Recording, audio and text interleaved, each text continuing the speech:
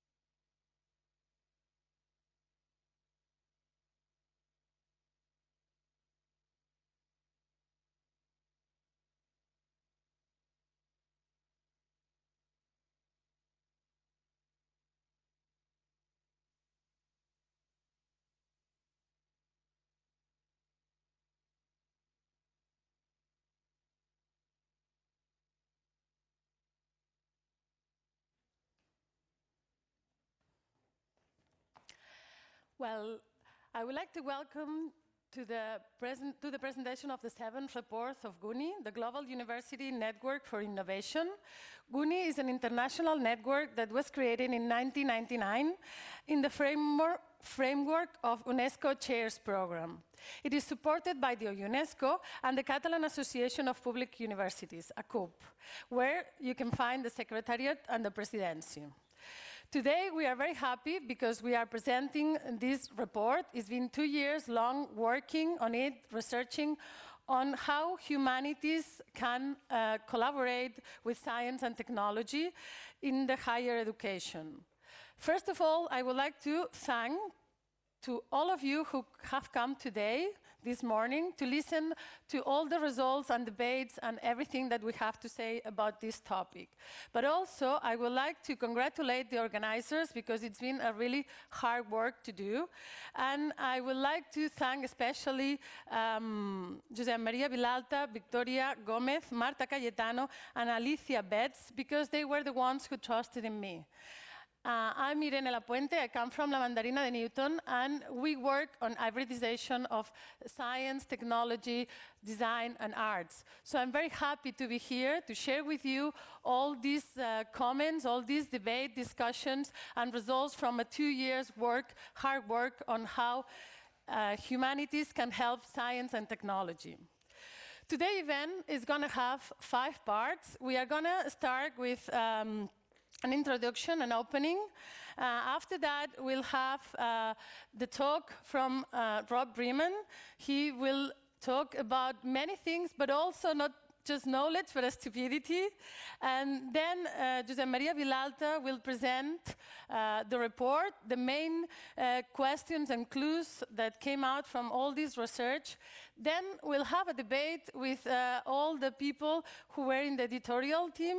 And after that, we'll have a closing speech from some of the members that they are involved in all this work and all this initiative.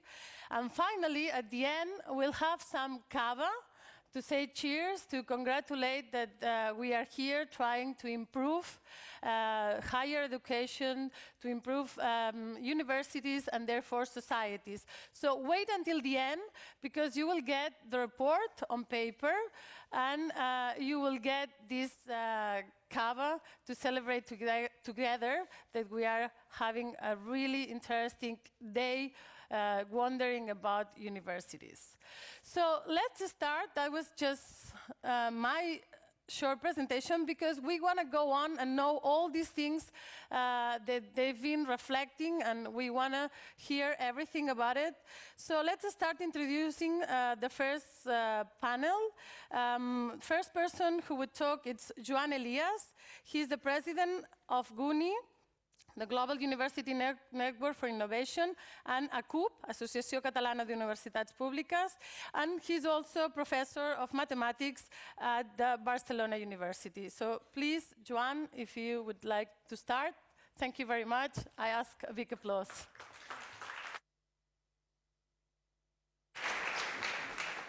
Thank you very much. You missed to say that I'm the rector of the University of Barcelona. This is the main. Okay, ladies and gentlemen, as a president of the Global University Network for Innovation, it's a pleasure to be with you today at the official presentation of the 7th Higher Education in the World report, here at this beautiful and inspiring CaixaForum. As you know, 220 institutions from 80 countries compose GUNi today. Universities, UNESCO chairs, and research centers on higher education policy and management. Our mission is to strengthen the role of higher education, contributing to the improvement of the policies of higher education across the world, under a vision of public service, relevance and social responsibility. Al llarg de la seva curta Throughout its short yet intensive life, GUNi has consolidated as one of the world's global networks when it comes to the analysis and debate around higher education in the world. As you know, one of the main research lines has to do with publishing every couple of years a global report on which an emerging topic is thoroughly assessed. In today's edition, we believe that an in-depth research had to be carried out on the current state of humanities in higher education, and also around the area of the interaction between science and humanities, and the result is presented today. More than 130 experts around the world has been discussing on the topic for the last 2 years and have also assessed the cross-cutting elements that combine humanities and science. Today we live in a world which is marked by deep technological and social disruptions and changes, so it's more timely than ever to reflect from universities on topics such as sustainability, democracy, and as Professor Marta Nussbaum says in her book, Not for Profit, Why Democracy Needs Humanities, youth, she says, youth around the world, in any country, in any democratic country, have to be able to participate in governance, and governance requires of information on key topics that we all have to decide upon as voters or civil servants. All modern democracies are societies in which its members do not agree on topics such as religion, ethnic origin, social class, gender, sexuality. Voters in democratic societies have to choose on topics which are relevant for different people. And she says also a way to assess any educational program has to do with asking ourselves, how are we preparing our youth to live and to socially and politically organize such a diverse world? Without the support of well-educated citizens, democracies will not persevere, democracies will not last. So critical thinking is key in order to preserve a lively democracy. Marta Nussbaum's quote, I believe, is more timely than ever in today's world, where inequalities are on the rise, there are more and more contradictions, and dangerous populist and fascist movements, as probably our dear Professor Rob Riemann will be referring to. So from this perspective, higher education institutions have to be brave and have to accept our role to become discussion for us in order to promote scientific, humanistic, and social knowledge. I would like to conclude my address by thanking all the organizations and different professionals that have made this report possible: the Caixa, the Catalan government, the Ministry for Education and Higher and Universities of Spain, the editorial committee, Marina Garces, David Bueno, the advisory board of ACUP, and of course the GUNi for their tireless effort. The 130 authors also, I would like to thank them for their contributions. I would like to thank UNESCO for trusting in our work, for the support of higher education. Thank you very much to all of you.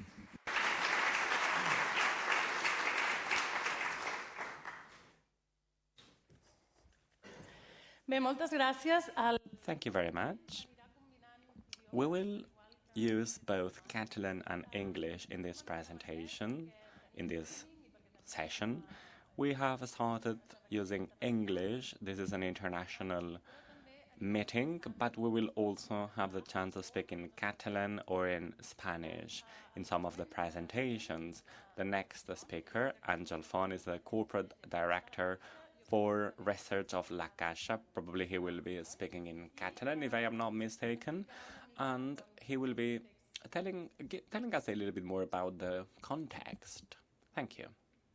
The floor is yours, Àngel Font. I can speak in Catalan or in English, as you wish. Hello and good morning, one and all. Good morning. Buenos días.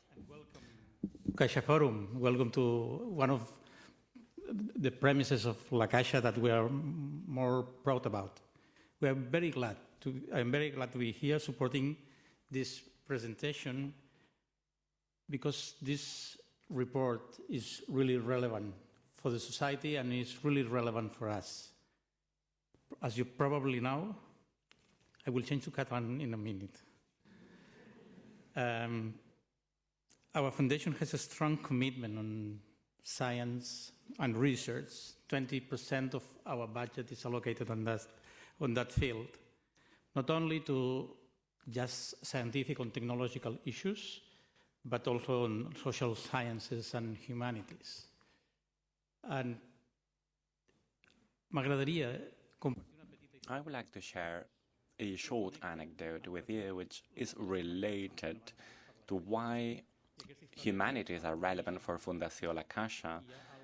This anecdote dates back to the early 20th century, or even at the end of the 19th century, when Francesc Moragas, the founder of La Caixa, felt the need to get to know more about the working class in Catalonia.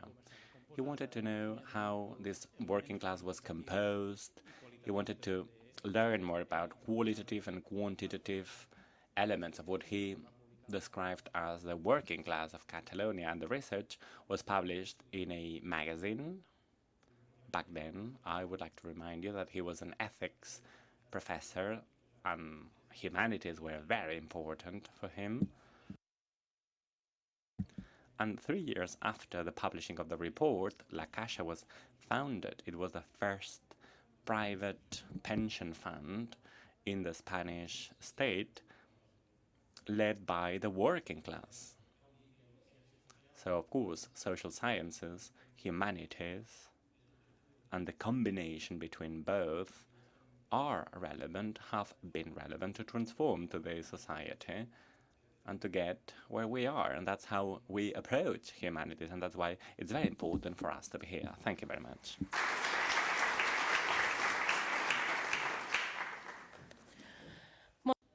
Thank you, Mr. Angel Font. In fact, this is part of the richness we're all referring to.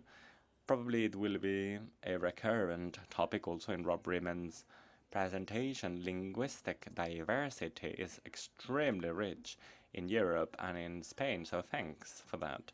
The next presentation will be by Francesc Pedro, the director of the ISEALC, UNESCO.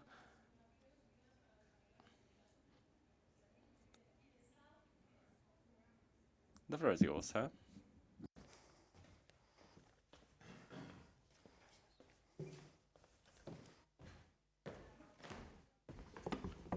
Good morning. It's really a pleasure to be here with you today.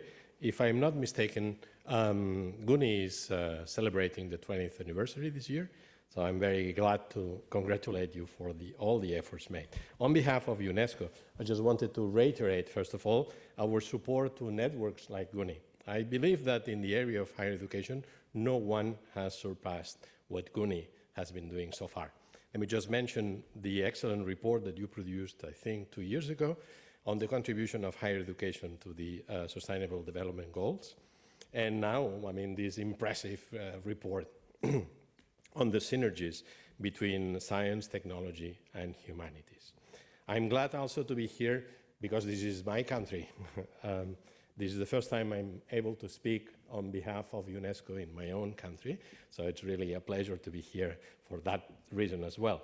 Now, I'm directing the UNESCO International Institute for Higher Education, now located in Caracas, Venezuela, a very challenging environment. But I have the mandate to contribute to the development of this institute as to become the only specialized institute in the United Nations system to deal with higher education in the world.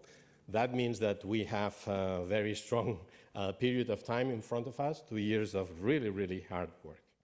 Now, I hope that in this vision, we can be joined by successful networks as GUNi. So thank you very much for that as well. Now let me switch to my own mother tongue, Catalan. Bé, voldria... So, first of all, I would like to underline some key points which I believe to be extremely important milestones that are somehow framed in the report.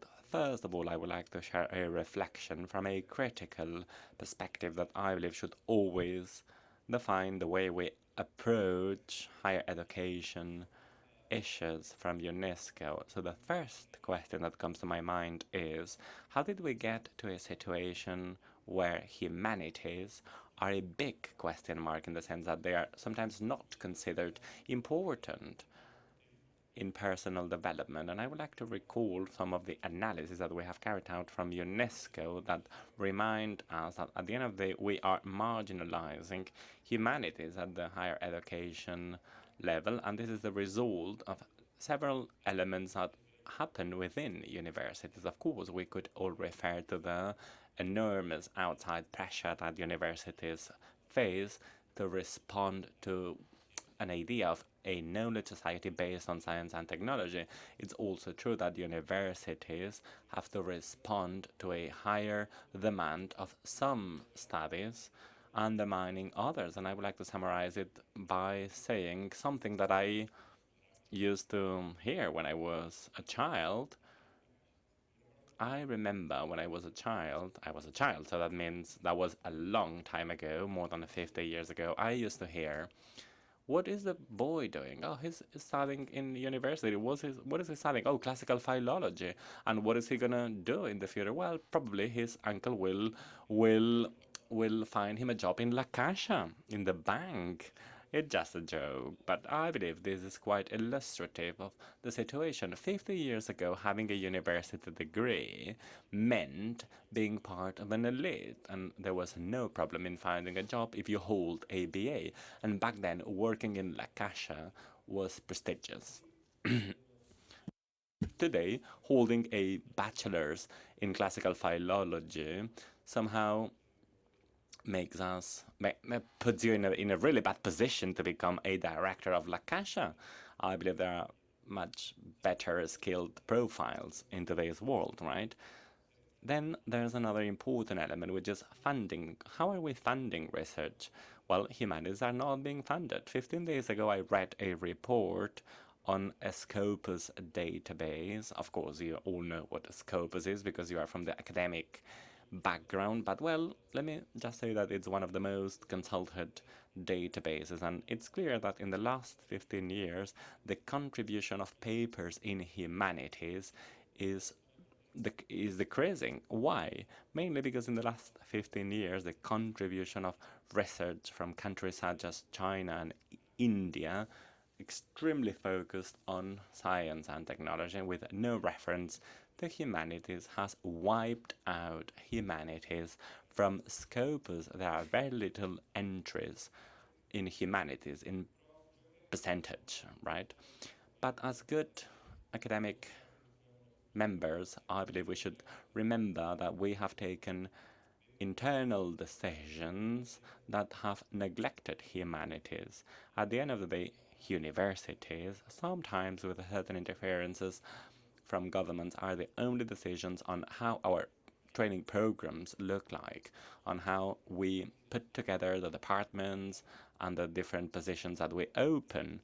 And I believe that I am entitled to say here that I am not sure whether we should consider ourselves hypocritical or believe that we are schizophrenic, right? Because sometimes we name and shame what's going on and we just consider that we are in a terrible situation, but perhaps it's our own blame, right? But there's a certain amount of things that we can still do, and the first thing that we could do probably has to do with the configuration of higher education, and more importantly, of secondary education, because in some countries in Europe, having a specialization in humanities in the secondary education is an open door to a medicine faculty. It's still the case in some parts of the world, not here. The fact that it doesn't happen here doesn't mean that it's not possible. I'm not saying it's good or bad, I'm just saying that it happens. And what I'm trying to convey here is that the fact that classical humanities are taught in many countries, this is a fact. And there are many, many countries in the world that are not thinking about changing this situation. So, secondly, we could also think about a configuration of our training curriculum, especially in the pre-BA or the Bachelor +2, Bachelor +3, as it says in some countries, that allow pupils to postpone their decisions on the specialization that somehow theaters to the university trainings. This would allow more ample training flows, or This would allow us to have majors and minors, and a specialization in a specific discipline, and at the same time, free time to reflect about what we're interested in science, in technology. Sometimes we take early decisions as students in today's world. Last, I would like to remember a fourth point, which is being spotted by some Asian universities, in some Asian countries and also in some Asian universities. They are thinking about a long-lasting university credit. Probably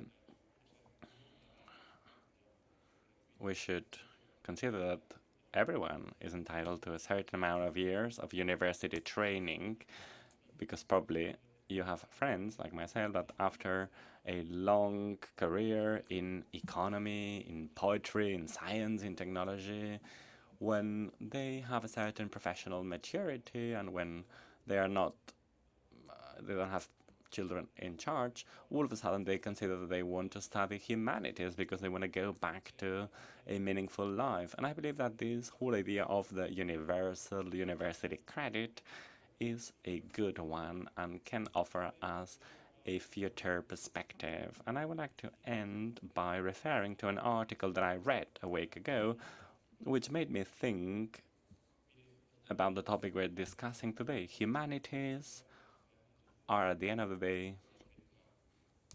helping us reflect about human realities, but we cannot consider them to be just the tip of the iceberg. No, they are an extremely serious discipline because they refer to humanity. Once again, thank you very much for being here and for inviting me. Thank you, and congratulations for the report.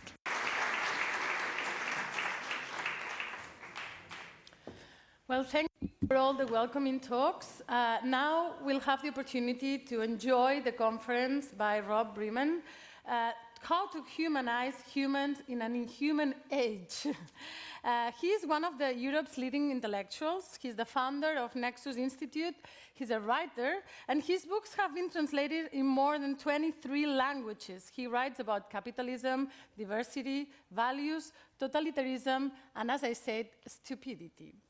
So, Rob Bremen, How to Humanize Humans in an Inhuman Age. Please. Big applause.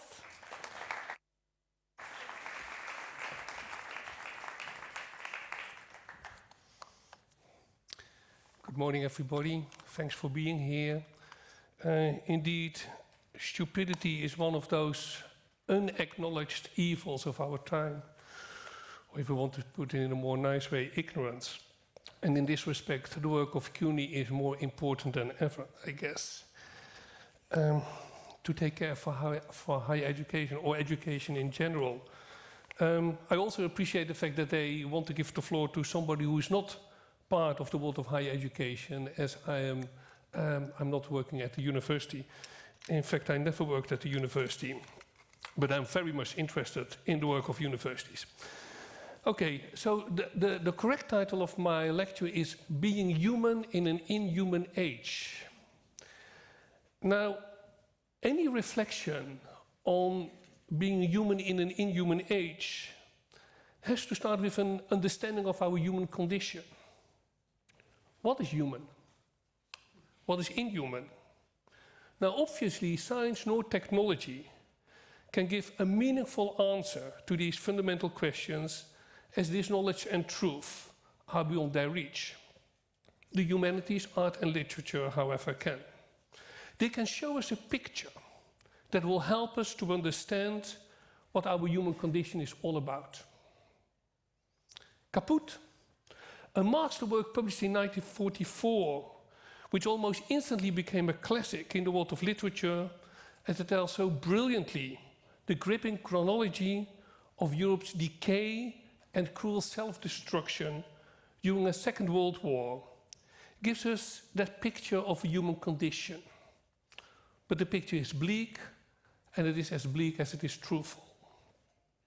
The author, the Italian diplomat, war correspondent and writer Cuccio Malaparte, was close to Mussolini's fascist movement in the beginning. Yet in 1931, Malaparte was imprisoned by Mussolini because he had become publicly too critical.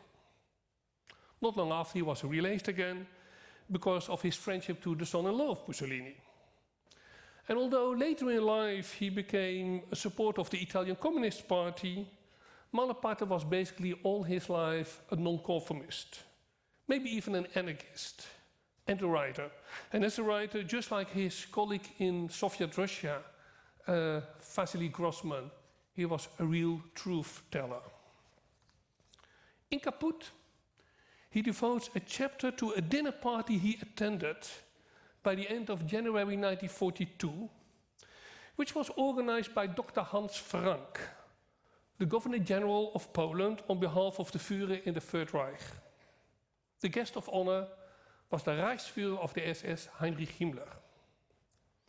The dinner party takes place in the Wawelkastel in Krakow, in Poland, not only one of Europe's cultural capitals, but also just 70 kilometers outside a new concentrationslager called Auschwitz. Himmler happens to be in town, as he just have had an inspection of Auschwitz because of the decisions taken only a few weeks ago at the top secret Wannsee conference concerning the necessity of the Endlösung, the final solution on how to annihilate the Jewish people as soon and as effective as possible. So just before the dinner starts, Himmler has informed strictly confidential Dr. Frank about these decisions and that the Führer has assigned the Governor General to oversee that there will be a perfect execution of that the holy mission of the Third Reich will be accomplished, the total destruction of the Jewish people. Dinner starts and Malaparte is seated next to Frau Brigitte Frank. Dr. Hans Frank, being the host, welcomes everybody, brings a toast to the guest, and especially the guest of honor, Himmler, and he opens the conversation. At a certain moment he addresses Malaparte, who is impressed by Frank's fluency in Italian. He knew that Dr. Frank had studied in Rome, but still, his eloquence in Italian was almost better than that of the average Italian. And not only that, not only his command on the language is impressive, but even more his knowledge of Italian art, literature and culture. With great ease based on a true and profound knowledge, he speaks about Plato, Marsilio Ficino, Donatello, Sandro Botticelli. And next to his erudition, it turns out that he's also a very gifted pianist, with a passion for the works of Schumann, Brahms and Chopin. And Malaparte finds it remarkable that in the presence of Heinrich Himmler, who's one of the people closest to the Führer, Dr. Frank has no problem to argue that he considers Chopin a much greater composer than Wagner. Frau Brigitte Frank, so proud of her husband, whispers in the ear of Malaparte that her husband is not only a truly great Governor General, but he's also a true scholar and a great artist. Yes, so she tells him, when my husband, with all the stress of his big responsibilities, has to retreat to his study, there he will sit behind his piano and will play some of the works of his favorite composers to find the inspiration, to find the best and most efficient means to fulfill the orders of the Führer. Now, Dr. Frank, as a good host, could have guessed what his wife was telling Malaparte, and so he turns to Malaparte and he tells him that, I'm sure that you will agree with me that the Germans, the country of Goethe and Schiller, Bach and Beethoven, Kant and Hegel, that the Germans, just like our Italians and Amici, are a truly civilized people. But those Jews, horrible, they are like pigs, a sickly race, completely in decline. All of them degenerates, davvero. There is no doubt, he continues, to explain that the Jews must be eradicated. The world has to become Judenrein. But he wants everybody to know that he strongly disapproves about what happened recently in Romania, where 7,000 Jews were slaughtered. It's scandaloso. That is so uncivilized, such a bloodbath. The Romanian people are not civilized either. And with a loud voice, to make sure that Himmler, who is seated on the other head of the table, will hear him as well. He says, Deutschland is a country with a high civilization, and our Führer is horrified by barbaric means. We Germans, we always follow a method and reason in everything, never animal instincts. We do everything scientifically, if necessary and only if necessary. We do the work of a surgeon, but never that of a butcher. Have you ever seen a Jewish bloodbath in the streets of Germany, amico malaparte? Of course not. And with a smile, looking at Himmler, he says, believe me, liebe Freunde, in not too long, there won't be a single Jew left in Europe. Heil Hitler. Now, the prediction of Dr. Frank was correct. 3 years later, the Jews in Europe were annihilated, not least because of the effectiveness of his own decisions. When on October 1946, at the Nuremberg trial, Frank was sentenced to death, Dr. Frank was still convinced about his own innocence, as he only had devoted his life to the preservation of culture and protecting civilization against all the uncivilized elements. Now, what is it that this episode in our very recent history tells us about the human condition, what it means to be human, inhuman, and what kind of age we live in? Auschwitz is now a synonym for the epitome of inhumanity. The whole objective of this hell on earth was to deprive human beings of their own human dignity, to mutilate, annihilate, and then use their physical remains to fabricate soap. For the Nazis, the Jews were only Untermenschen, subhumans, and therefore to be destroyed. But how human were the perpetrators? How human this well-educated, erudite and musical Dr. Hans Frank? Without any doubt, he considered himself belonging to the Übermenschen. But can we possibly consider a man who was active in the destruction of millions of people to be the epitome of what it means to be human? One of the lessons learned from this history, a lesson with an enormous impact on our ideal of education now, is that apparently the humanities do not humanize. Because Dr. Frank was certainly not the only very well-educated intellectual and artist in the 20th century who became accomplice to the horrors and genocides of totalitarian regimes. The list is long, the list is too long. However, what is largely ignored, if not forgotten, is the complicity of science and technology in the same horrors. Dr. Frank was telling the truth when he argued that the Nazis could be proud of their scientific method and technology to execute their genocide. Engineers had constructed and built the gas chambers. Chemists fabricated the deadly poison Cyclone B gas. Mathematicians calculated the schedules for the train transportations to the death camps. Medical doctors used Jewish women for their experiments to breed a superior race, and without any consideration, they mutilated their bodies before they destroyed them. This destruction, on an unprecedented scale of millions of people, was done with the mindset of a technocratic rationalism.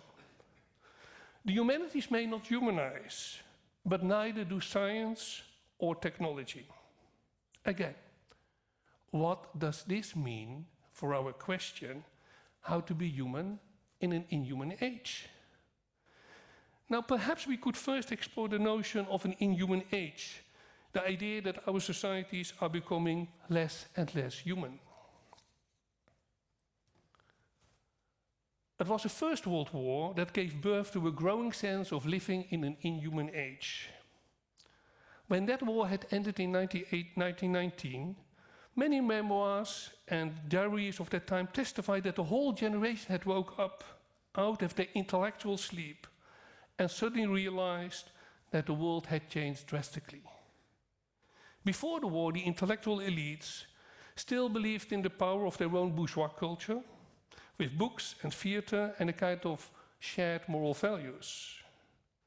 After the war, they realized that their culture had gone, that they have come to live in a technological era. The machine man becomes a frequently used term, and they have no idea how the world ought to go on from there. The French philosopher and poet Paul Valéry summarized the situation in just one sentence in April 1919. I quote, "We later civilizations, we too now know that we are mortal." Mortal because the pillars of Europe's civilization, its moral and spiritual values, had collapsed. And what was once presented as the face of its civilization, Europe's culture and education, turned out to be nothing more than a decoration and a facade.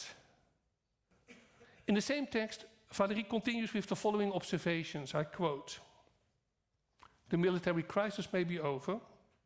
The economic crisis is still with us in all its force, but the intellectual crisis, being more subtle because it assumes the most deceptive appearances, will hardly allow us to grasp its true extent.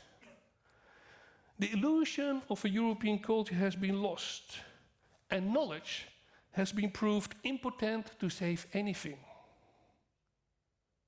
Science is morally wounded in its moral ambitions and, as it were, put to shame by the cruelty of its applications.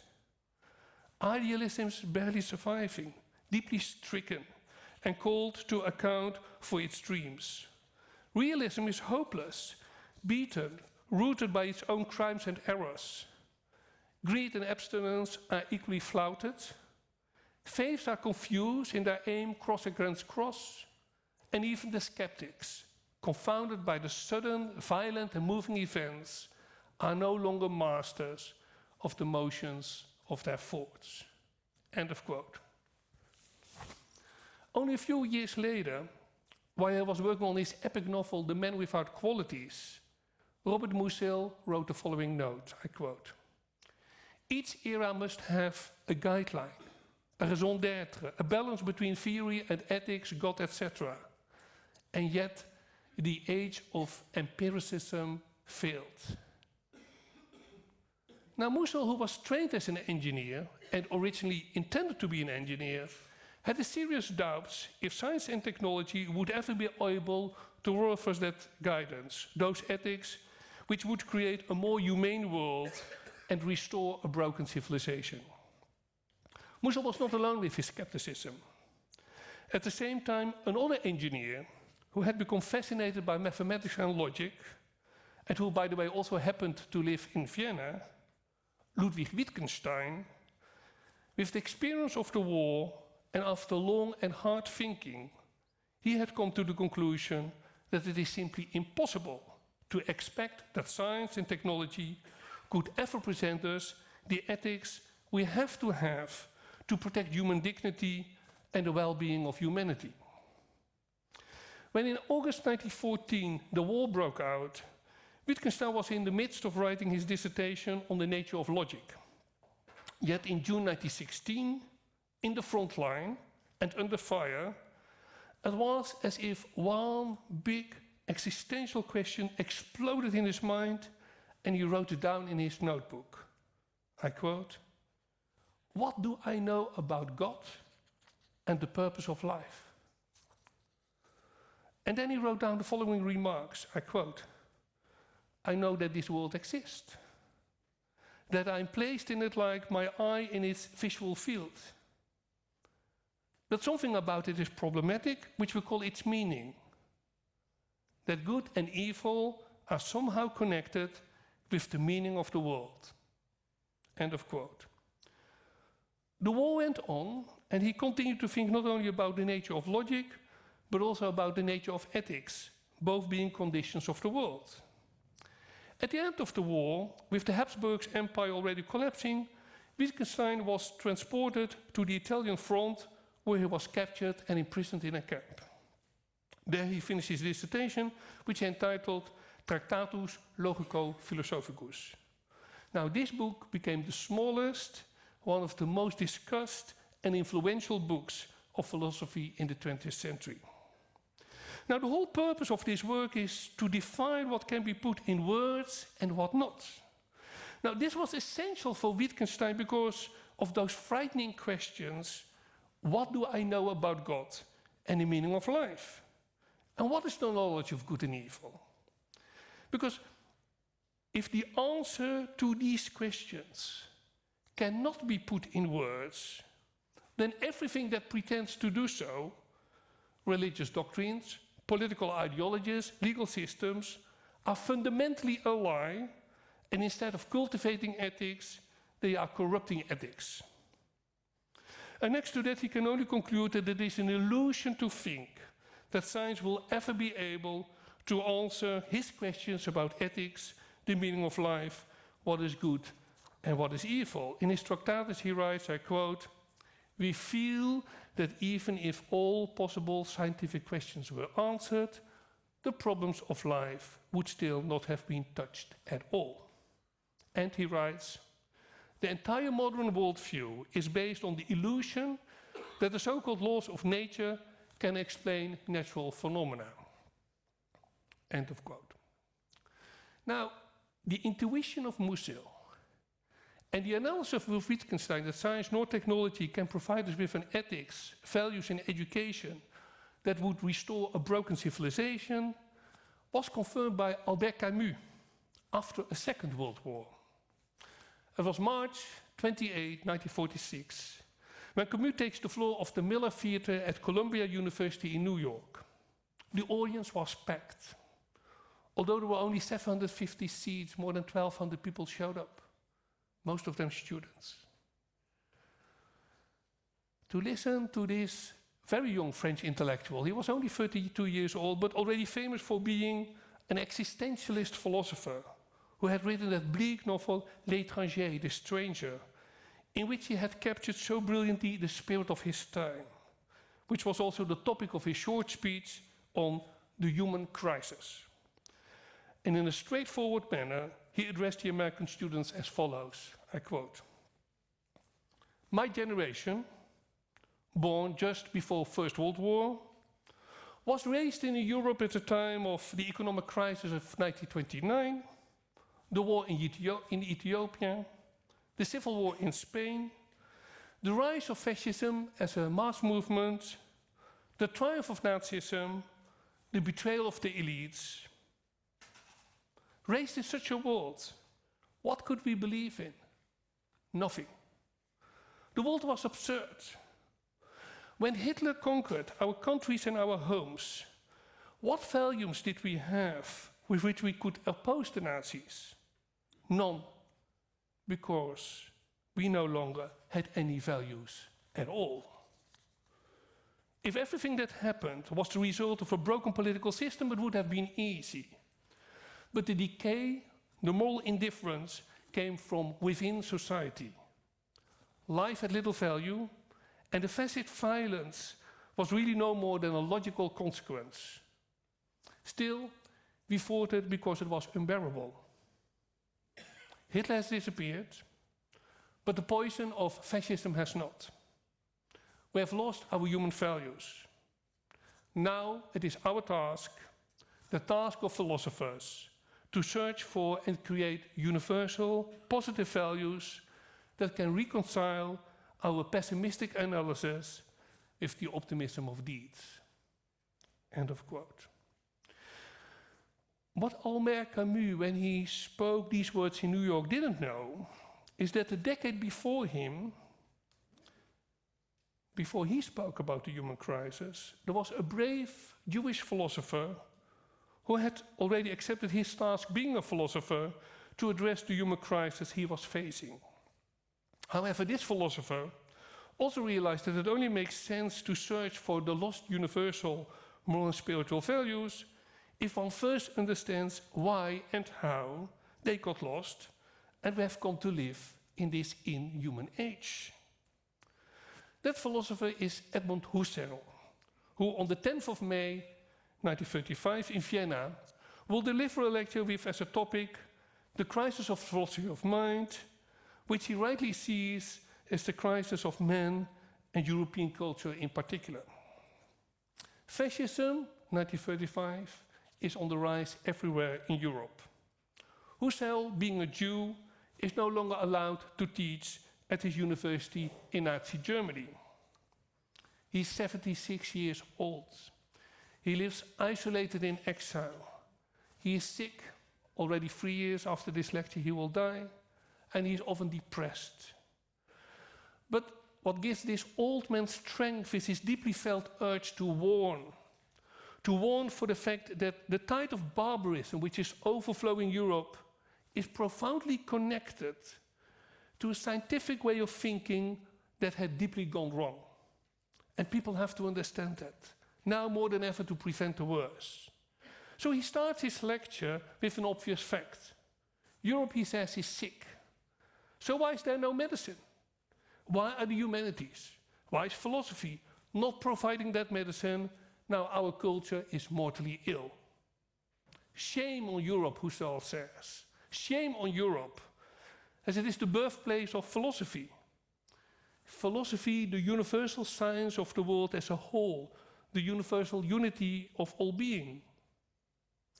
Humanity, with its double nature of animal and spiritual, is a never-finished creature as its destiny lies in its infinity, in the eternal spiritual values which, in a never-ending quest, every human being, with his soul and mind, should try to make his own. The purpose of philosophy, Husserl explains, is to elevate people to that metaphysical truth, these metaphysical ideas and values, and in this process transforms us into a radically new humanity made capable for an absolute responsibility to itself and all living beings. In short, to renew the creation of the world out of its own destruction. But much to his regret, Husserl can only conclude that philosophy has gone wrong as well, and that this European crisis of the mind has its roots in a mistaken rationalism. The rationalism of a radical enlightenment is an aberration. It not only produced academics lost in theory, isolated from the world and full of intellectual snobbiness, much worse, the rationalistic paradigm of the radical enlightenment is disconnected, is no longer our bridge to that transcendental reason with Socrates, the Stoa, St. John the Evangelist, and Spinoza called the Logos. And it is because of this disconnection, Husserl explains, we are now left with the dominant rationalism of the science of nature, which is reduced to an anti-metaphysics, a naturalism, an objectivism, deprived of any universal spiritual meaning, deprived of any language with the power to create and to give life. Mankind has become homeless in their relations to modern nature and themselves, as it has lost its own soul. What is left is a society full of boredom and sensationalism because of the meaninglessness it cultivates, a society full of ignorance because of the mindlessness it cultivates, and full of conformism because of the usefulness it cultivates. And the poetic voice has been silent and replaced by academic jargon, economic numbers, slogans, and now we could add Twitter. Husserl ends his lecture in 1935 with the conclusion that this cultural crisis can only end two ways. Or Europe will fall into a violent barbarism that hates the human spirit, or there will be a rebirth of Europe through a rediscovery of the origins of a humanistic philosophy. He adds, meine Damen und Herren, our greatest danger is the current attitude of weariness, boredom, despair, disbelief, as if nothing should or can be done to stop the barbarians inside our Europe. But we must have the courage to fight. So let us be good Europeans, and although I'm an old man, you have to join me in the battle for the rebirth of the human spirit as the pledge of a new civilization, for the spirit alone is immortal. But Husserl, ladies and gentlemen, was a lonely voice. Instead of having the courage to join the philosopher in his fight against the rising barbarism, rooted in an empty rationalism, violent nationalism, and a semi-religious political irrationalism, most of his academic colleagues preferred to stay silent, or, as his former student Martin Heidegger did, to collaborate openly with the Nazis. So barbarism came with a power that even Husserl could not have imagined. And after the war, Albert Camus was right. Hitler was gone, but the poison of fascism did not disappear. As he wrote in his novel La Peste, published a year after his speech in New York, fascism is a bacillus that can hide for decades, but eventually it will come back, although most likely disguised in a new form. The return of fascism is happening right now in our time. It is here in Spain, it is in Italy, it's in Hungary, it's in Poland, it's Croatia, it's in France, it's my country, the Netherlands, it's in the USA, it is in Venezuela, it's in Brazil, it's in Turkey, and God knows where else. And those who keep using the term populism are or simply afraid to face the facts, or they are ignorant about what the fascist mindset is. And as George Santayani wisely remarked, those who cannot remember the past are condemned to repeat it. So let us have the courage and wisdom to join the battle of Edmund Husserl against the rise of barbarism in our inhuman age. And a good start would be to make the study of the lecture of Husserl obligatory reading for all students at any institute of higher education, ourselves included. And then with Husserl we will return to the origins of the philosophy that enlightened us about being human, the philosophy of Socrates. Aware that in this universe the human being is the only creature with a double nature, as well of flesh and blood, having instincts, fear, desires and passions, but also endowed with a spirit that makes us conscious of the moral and spiritual values that will give life to life, dignify our human existence and make it worth living. It was Socrates who identified the human soul as the essence of our being. It is due to our soul that we, mortal humans, are connected to what Emerson called the oversoul, Spinoza and Kant, transcendental reason, Philo of Alexandria, the divine mind, St. John the Evangelist, and the classical Greek philosophers, the Logos. Whatever it is called, for all of them it's the locus of the eternal, transcendental moral and spiritual values such as truth, goodness, freedom, love, friendship, compassion, justice and beauty, the values which every individual, every generation, every society should make their own. How? Through education. The education people have to find their own answers about the two key questions which, according to Socrates, every human being and every society has to ask again and again, because without it a meaningful life and a civilized society cannot exist. Question 1, what is the right way to live? Question 2, what is a good society? And the two questions are interrelated because if you know the answer to the first, you probably also know the answer to the second. And being moral questions, science and technology are by definition unable to provide an answer. Wittgenstein's argument in his Tractatus is a late echo of what Socrates already argued more than 2 millennia before him. Socrates called his idea of education paideia. Goethe would call it Bildung. Emerson, Whitman and John Henry Newman called it liberal education. Cicero would summarize it, the essence of this educational model, in his Tusculan Disputations as cultura animi philosophia est. The cultivation of the human soul is the quest for wisdom. A quest for wisdom, not information, not data analysis. When Husserl, 2000 years after Cicero, observed, I quote, merely fact-minded sciences make merely fact-minded people who have no clue about the meaning of existence, then that is the ego of Cicero.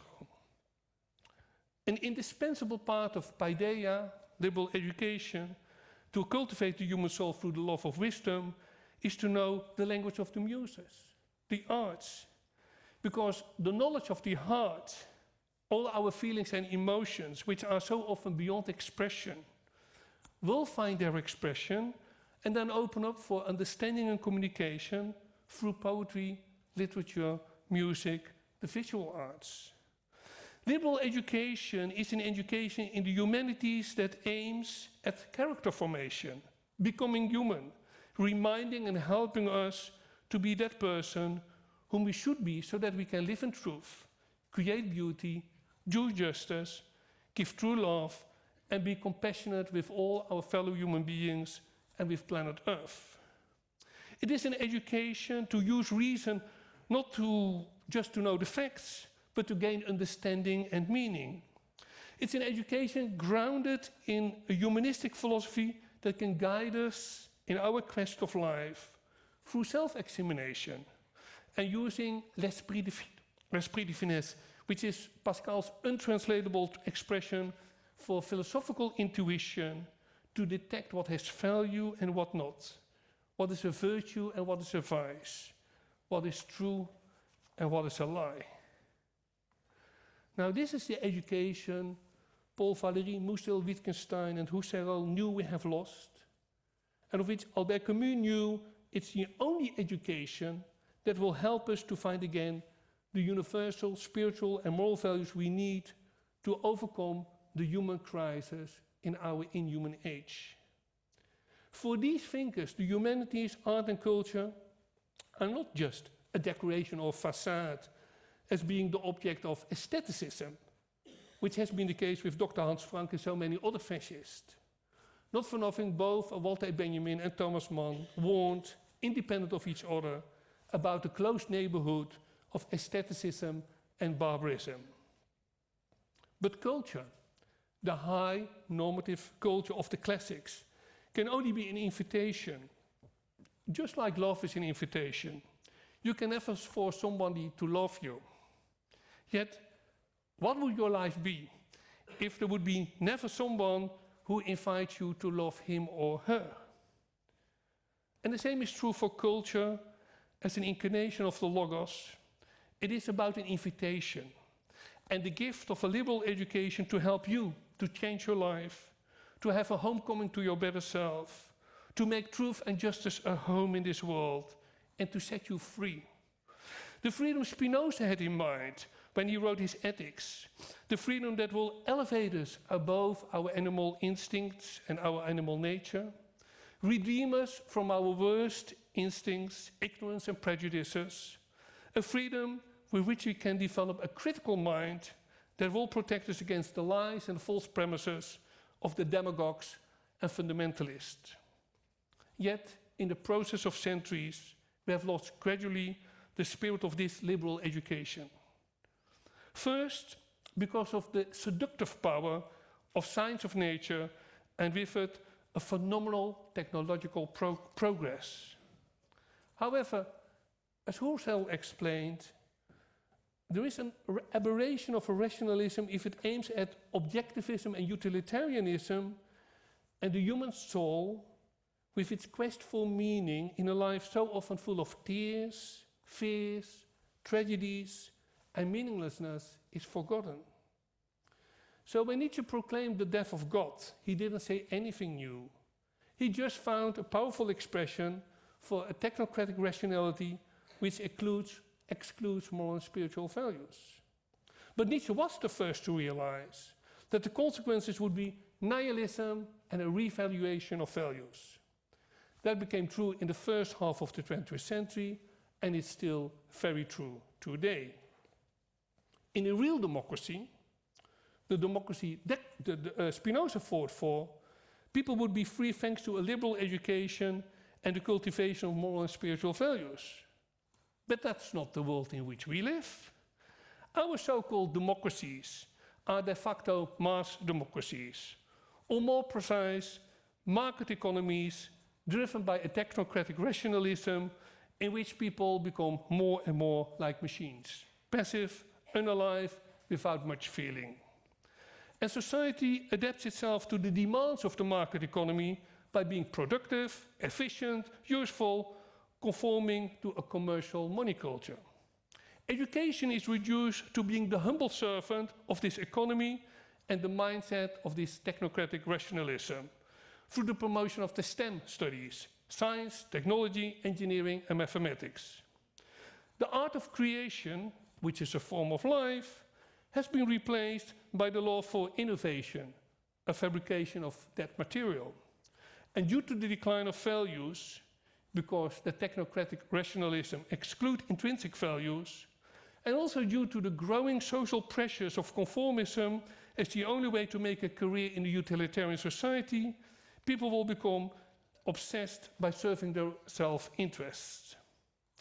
Quality, a spiritual value, is replaced by quantity, and everything and everybody is reduced to and measured by numbers. And obviously, the biggest number are celebrated being the winners. Now, with this lack of intrinsic values and critical minds, the democracies will decay into parliamentarism, ruled by a political class being the perfect mirror of our society, full of ambitions, greed, short-sighted prejudices, profoundly ignorant, having no vision, and hiding their self-interest with lies and slogans. And living in this social jungle, where the growing social inequalities and cultivated ignorance are the breeding ground for resentments, we cannot be surprised about the return of the fascist mindset with its love for demagogues, the politics of lies, hatred, fear, and xenophobia, the cultivation of nationalism, materialism, authoritarianism, and their despise of the life of the mind and care for the human soul. So what's to be done? The new masters of the universe, the innovators of artificial intelligence and artificial general intelligence, want us to believe that science and technology, that robots and the machine men will bring us a new civilization. That might be true, but it will be by definition another inhumane civilization, as it will be deprived by all that makes us human. The knowledge of the heart, striving to make eternal values our own in our mortal life, the quest of life for meaning and make life worth living. Yet the masters of the universe will tell you that even if you don't like to live in their variation of a brave new world, it will come anyway, so you better accept it. But we don't have to accept this, as much as we should accept the return of fascism. What we may never forget is that one of the essentials of a humane civilization is the power of saying no. To say no to the lust of killing, to say no to the lust of power and money, to say no to all those instincts and desires that reduce us to animals, to say no to the cultivated stupidity of a commercial culture that reduces us to mindless consumers, to say no to machine age we will turn us or make ourselves slaves or robots. And the other essential of a human civilization, of a humane civilization, is that with the help of a liberal education, we can cultivate our soul, rediscover our common humanity, and have a democracy as the only form of government that gives space to a pluralistic society in which everybody, irrespective of their own individual identity, can live with dignity and in freedom together. When Giuseppe Verdi, the great composer, in a letter in 1870 writes, and became one of his famous quotes, "Torniamo all'antico, sarà un progresso." Let's return to the past, that will be progress. His call was not a longing for nostalgia or conservatism, but a heartfelt call to study and educate ourselves in the classics. Classics because there is a never-ending life and truth in them. Now, Husserl's lecture in 1935, summarizing his philosophy and his battle, was an acceptance of that call. And the same is true for the life and work of one of his very few truly loyal students, the German Jewish philosopher Leo Strauss.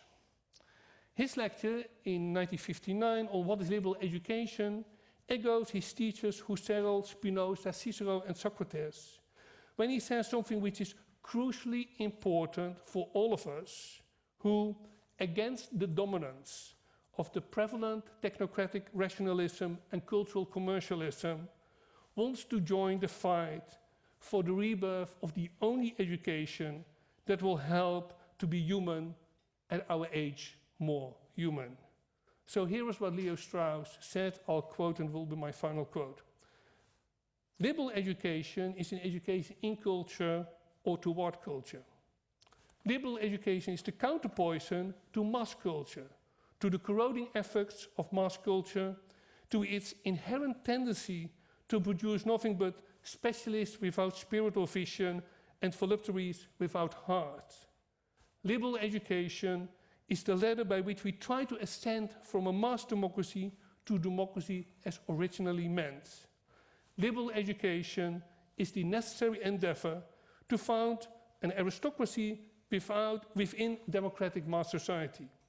Liberal education reminds those members of a mass democracy who have ears to hear of human greatness. Thank you.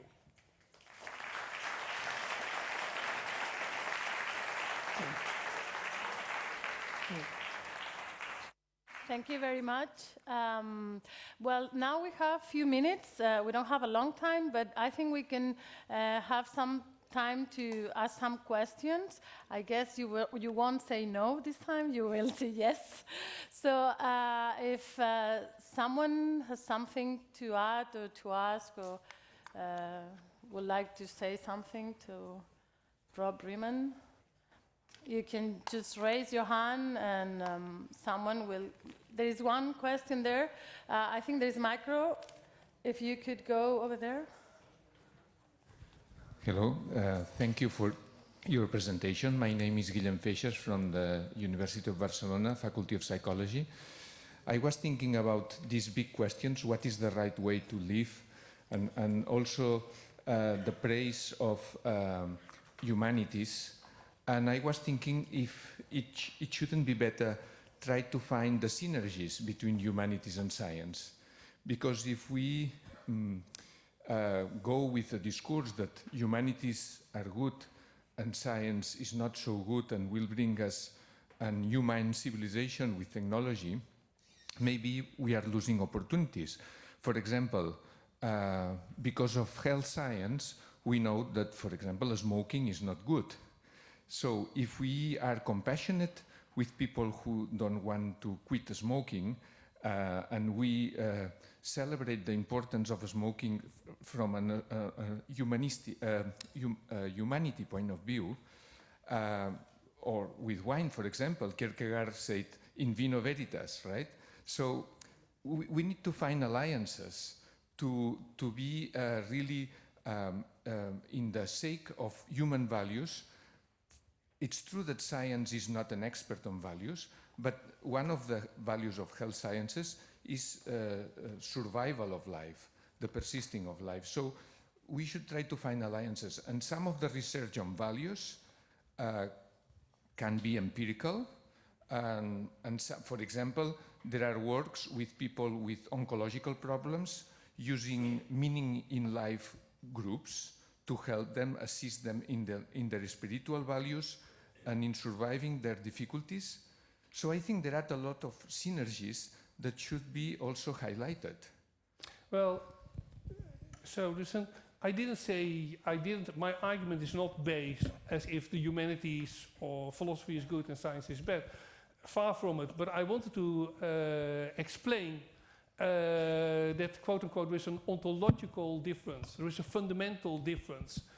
There are things you cannot expect from science as there are things you cannot expect from the humanities, okay? The humanities cannot give you any clue on how the world of science will work or whatsoever. But it's the only kind of knowledge we have if we are capable to reconnect to those transcendental values, what our all ethics are about.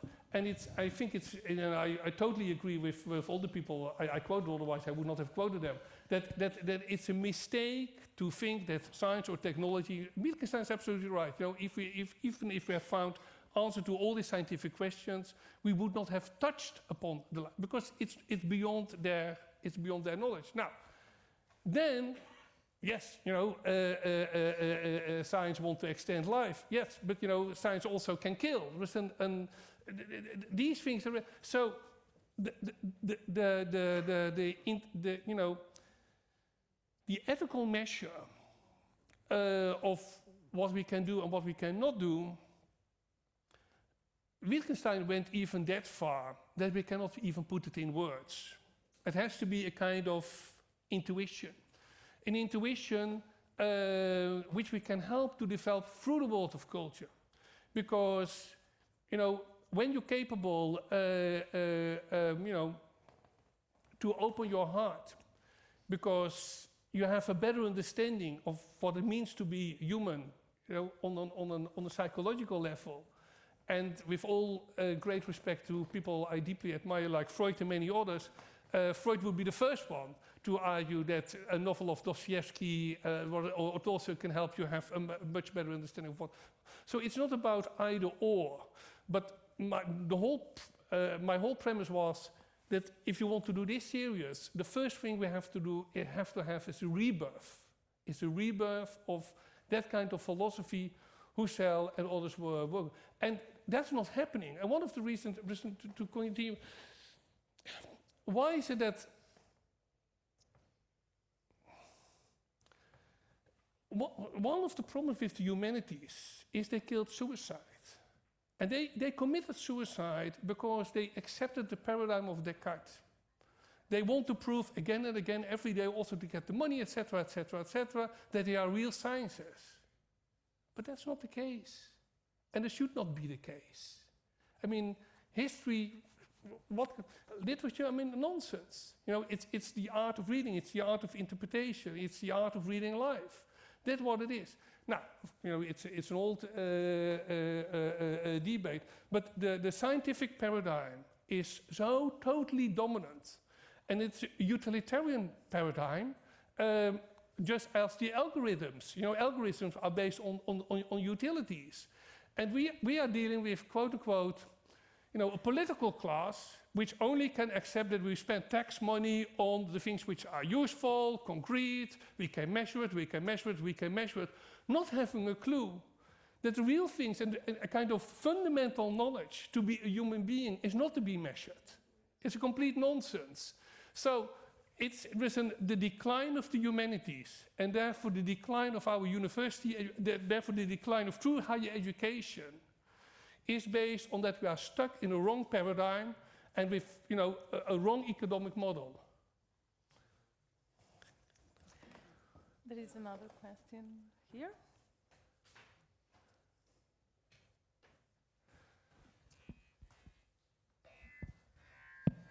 Hi.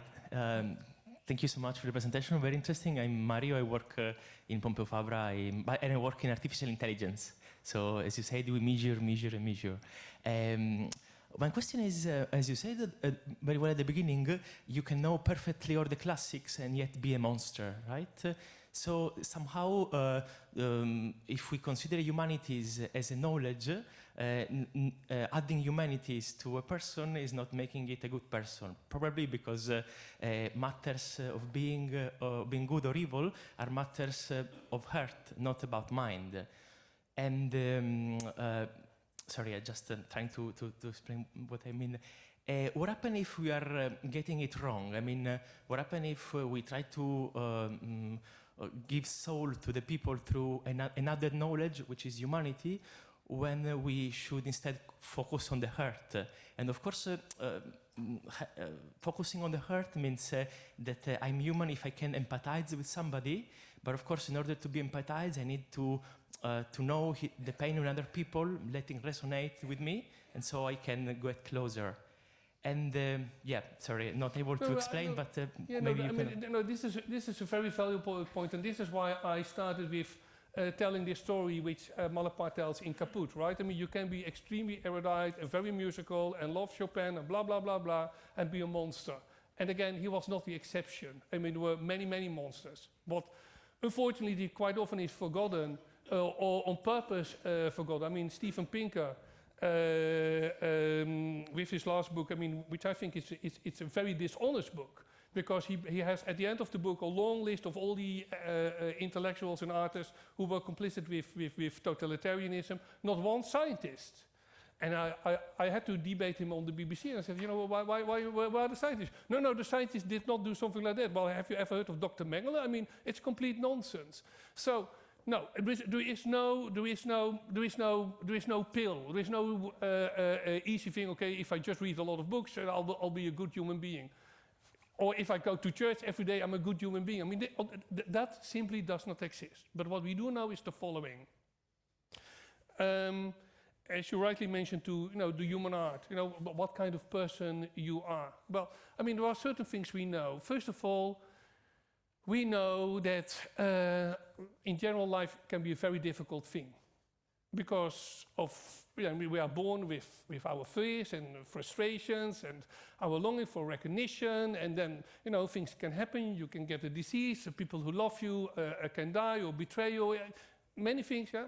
Unamuno, the tragic sense of life. It's unfortunately one of the things forgotten, but the fact we all know. The tragic sense of life is there all the time. We also know how extremely difficult it is to express yourself, to even have an understanding of what's going on here inside you. It's difficult. Here is where the muses come in. And what is the big difference between the muses and amusement? Amusement is a form of escapism. The muses is giving you a language which makes it possible for you suddenly to understand something of your own emotions and to be able to communicate it just by saying, well, listen to this music or see this movie, or then you will understand. So it's a form of communication and it's a form of opening up. And then philosophy, I mean, again, it's not information, it's not knowledge, it's about wisdom. It's about having a certain understanding at a certain moment, what is going on, what this world is, who you are, what you want to be. And therefore, Socrates is absolutely right. Those two questions, what's the right way of life and what's a good society, you will have to ask them again and again and again, because you will never find a definitive answer. Because things are changing, you are changing, there are new things happening in your life. And so you have, again, for all these fundamental things, the world of culture is what I said, an invitation. It's nothing more than that, but it's a crucial invitation. Because we can also give a long list how the invitation works. I mean, if you read Primo Levi, if this is a man, his life-saving moment is when he starts to remember certain cantos of Dante. And that Alexander Watt, when he's imprisoned in the Lubyanka prison, and he's on the prison roof, and somewhere he hears, of the Matthew Passion of Bach. It's a life-saving moment. And so it's always there. And life is a difficult thing, life is a complex thing, but we are creating a very cruel, inhumane, almost impossible world by this total focus on science, technology, started, blah, blah, blah, blah, blah, blah, and we forget the human being and we forget the human soul. And everything what is there as a gift, to help us further in life. Well, we'll have to leave it here, because if not, we'll go too long on time. But thank you very much. Thank you for the talk, for your answers. And thanks a lot. Now it's time for Josep Maria Vilalta. He's the GUNi's director and the executive secretary of la CUP, Associació Catalana d'Universitats Públiques, and he will present us the results, the key points and the questions that came out from the research on the synergy that arise among science, technology and humanities at the higher education. Please, Josep Maria, thanks a lot. A big applause for him as well.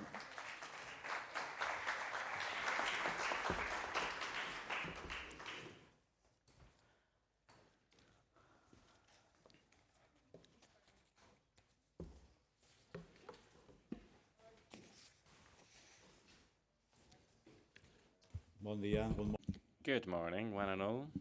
I'll speak in English today. Sorry for Catalan colleagues.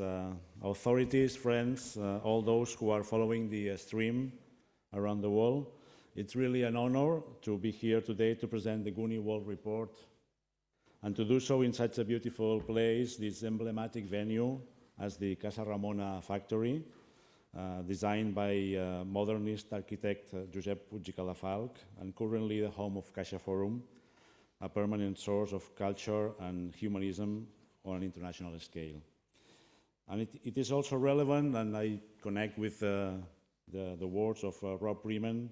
It is also relevant to mention that today is an emblematic day. It's a part for the presentation of this report. On 10th December, we commemorate the Universal Human Rights Declaration. So because of this, we thought it would be a perfect occasion today to make the official presentation of this GUNi report. So let's go with the presentation. And first of all, I'll try. First of all, I would like to start my talk by introducing for some minutes GUNi, which, as you know, is promoted by UNESCO and ACUP. Yes, it's working. So GUNi, as you maybe know, was created 20 years ago, just after the first UNESCO World Conference on Higher Education in Paris in 1998. And one of the main purposes of GUNi was precisely to monitor and to guide everything agreed upon this conference in 1998, the first World Conference on Higher Education by UNESCO.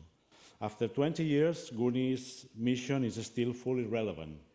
I would say even more relevant than at its inception, to strengthen the role of higher education in society by contributing to the renewal of the visions and policies of higher education across the world under a vision of public service, relevance, and social responsibility.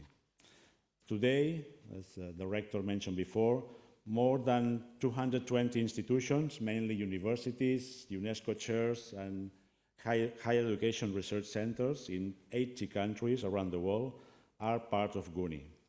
This major presence around the world is precisely, from my point of view, one of the main elements of GUNi's social capital. At a time when partnership, cooperation, and joint ventures are an excusable duty for making globalization a shared space in the advancement of knowledge. What about the GUNi's objectives? So I'll show you here. Our mainly three objectives are the following. First of all, to encourage higher education institutions to reorient their roles in order to broaden their social value and contribution. Second, to bridge the gap between developed and developing countries and fostering capacity building and cooperation and in full engagement with the Agenda 2030 of the United Nations. And third, to promote the exchange of resources, innovative ideas and experiences on globally relevant knowledge on emerging issues in higher education. In this respect, as you maybe know, we try to develop these objectives through 5 main activities. The first one is the edition of the World Reports on relevant topics for higher education in the world. The second is the holding of international seminars, congresses, and workshops on matters of interest. Third, the development of international projects. Fourth, the fostering of the different regional GUNi networks in all 5 continents. And finally, the dissemination of knowledge and debate through publications, newsletters, social networks, and GUNi's own website.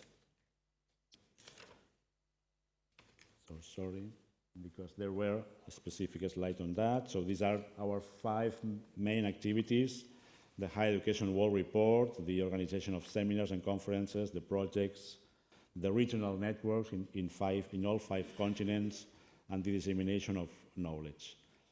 As for our current lines of work, we are mainly working on the last years on the following topics: the development of the 2030 Agenda for Sustainable Development and its assumption in higher education institutions. Second, the social responsibility of universities. So that means social commitment, responsible research and innovation, accountability, and the third mission of universities. The third, the global and local commitment of higher education institutions, referring to our previous world report, and the response to such global issues as climate change and the future of employment. And finally, as we are presenting today, the role of the humanities in society and higher education and the interrelations between science, technology, and humanities. Since today, GUNi has published 6 world reports, today the 7th, on various emerging issues in the field of higher education and university policy.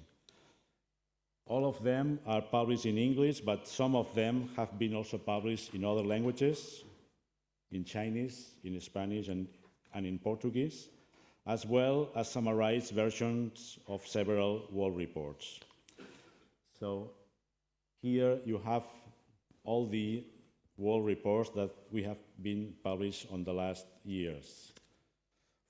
Just for your information, until today, more than 400 experts from 60 countries from all over the world have contributed to these reports, and 20,000 reports have been distributed all around the world.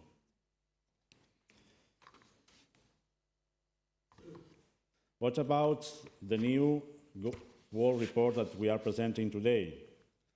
So here we have some information about this world report presented today. Is titled Humanities and Higher Education, Synergies between Science, Technology and Humanities. Why we decided to go on this topic? Why this world report? With the new world report, we were looking in depth at the role of the humanities in higher education throughout the world and in culture in general, in teaching and university education, but also in research and university extension, and in the interrelations between universities and their environments. I mean educational, social, cultural, economic and technological environments. This report has taken a different approach to other international reports on the state of the humanities. We have avoided the view from the sector itself, so it means humanities academics discussing about their own disciplines. And instead of that, sought a more, let's say, novel approach from the perspective of the 3 major fields of knowledge, the science, the technology, and the humanities.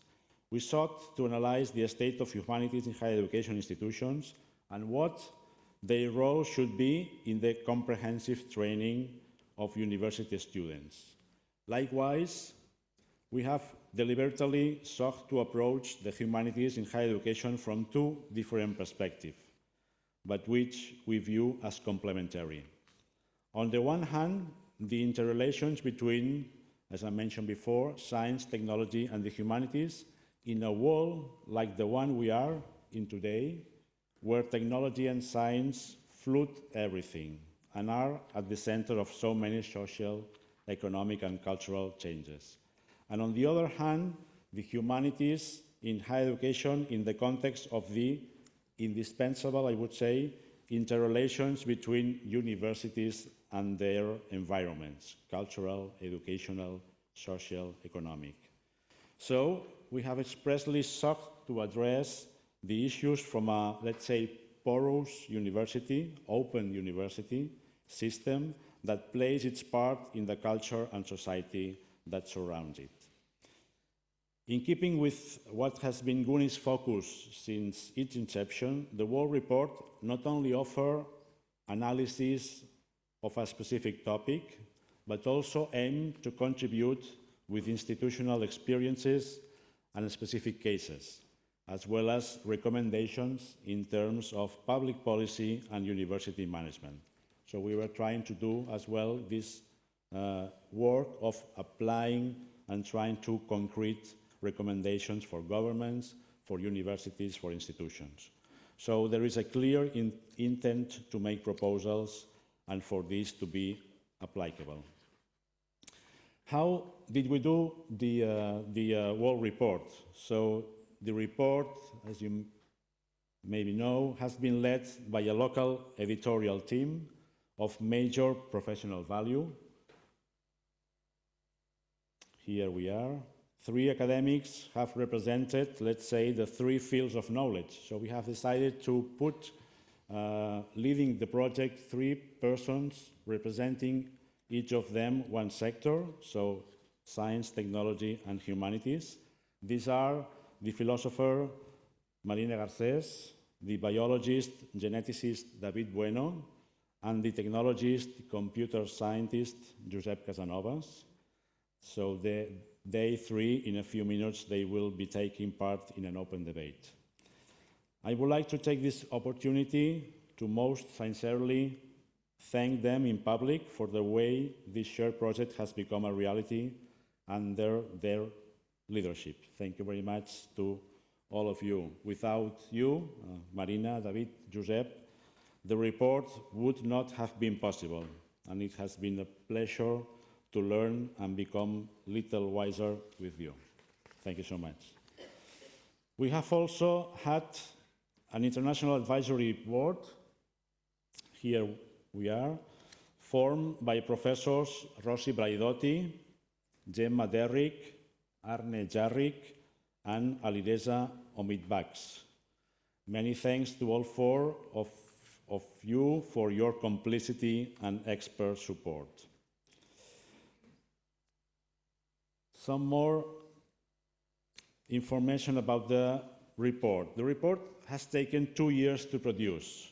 This period included, maybe some of you were there, the holding of an international congress on the subject, which was held at the Cosmo Caixa in Barcelona more or less a year ago, in November 2018, and was attended by some 200 experts from around the world. Since the very first moment that the editorial team started work on the report, we have sought to avoid 2 approaches that often occur when it comes to the humanities. One is catastrophism, and the other is protectionism, which often fit each other.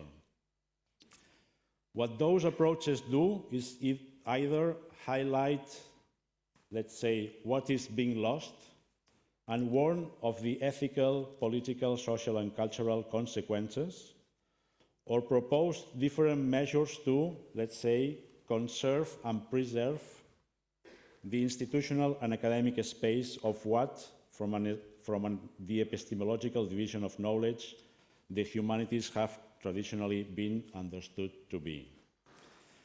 The debate about the role of humanities nowadays, as Rob Riemann was expressing so interesting a moment ago, is not being carried out in a timeless space, but in a new era in which we are already fully immersed.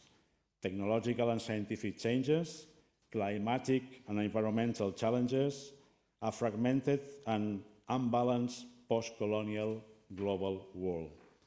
These are neither sectorial nor incremental changes. They are profound transformations that affect the very meaning of what we mean by human in relation to society or societies and the life of the planet as a whole.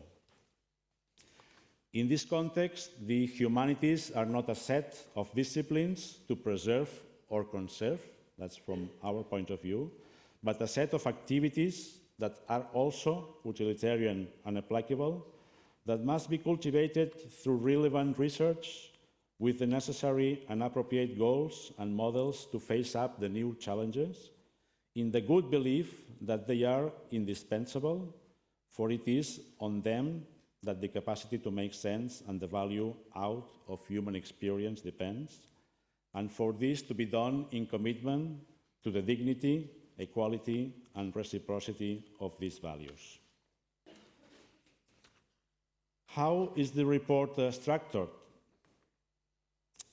In practical terms, the report is structured in these 9 areas, as I mentioned here. So that's worldwide context, knowledge society, institutional perspective, education, research, impact, gender and equality, environmental and engagement. These are the 9 areas of this report, as we have shown in the screen. But at the same time, we specify these 9 areas with 24 key questions. So we were, with the editorial team, we were discussing about specific questions that we want to attack, to work with the world report. We should also point out that some special contributions have been included, as well as a total of 28 specific cases, programs, experiences from all around the world. And in total, as it has been said before, 130 experts from all over the world have contributed to the report.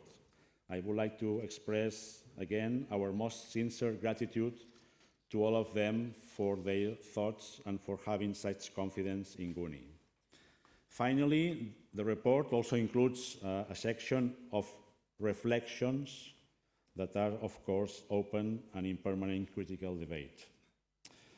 As you already know, the full content report is available online just now, so if you go through the internet, you will find it in our website in open access. So that's our way of approaching, so everything is open to everybody. We have also printed an abridged version that you will get today at the end of the presentation. And now, what? For us, the report is not the final stop on this journey. The idea is for it to serve as the starting point for GUNi's line of work for the coming years. We understand that the reflections within it can help to develop specific projects, studies, shared programs, institutional initiatives between countries, and help to design public policies in the area of higher education and research worldwide. In this sense, GUNi offers its capacities to any institution that wish to collaborate with us in the area for the shape of higher education systems and universities. Also, at the local level, as the Catalan Association of Public Universities, we are at the service of any institution to undertake joint ventures and projects in this topic. I cannot end this presentation without a series of acknowledgements of all the institutions and people who have made this work possible. First of all, the sponsoring institutions. The Caixa Foundation, la Fundació La Caixa, both CaixaForum and the Foundation itself, for their support with the preparation and publication of the report. So, thank you very much. Moltes gràcies, Àngel Font i tot l'equip de la Fundació La Caixa. The Government of Catalonia, specifically the Secretary of Universities and Research and the Department of Foreign Affairs, Institutional Relations and Transparency. Thank you very much, Xavier Grau. Moltes gràcies, Xavier, per la vostra complicitat i el vostre suport. Moltes gràcies, conseller Bosch, pel Thank you, Minister Bosch, for your support. Ministry of Science, Universities and Innovation of the Spanish Ministry, of the Spanish government, sorry. Thank you very much. Muchas gracias, José Manuel Pinga. Thank you very much, Secretary of Universities. Thanks for your support and your help. Acknowledgement to the editorial committee again. Thank you so much to Marina Garcés, David Bueno, Josep Casanovas. I see Marina, I see David. I don't see Josep. I think it's... okay. But it's here with us as well. It has been a highly stimulating intellectual adventure, and I'm sure that we will continue working together on future projects concerning everything that the report contains.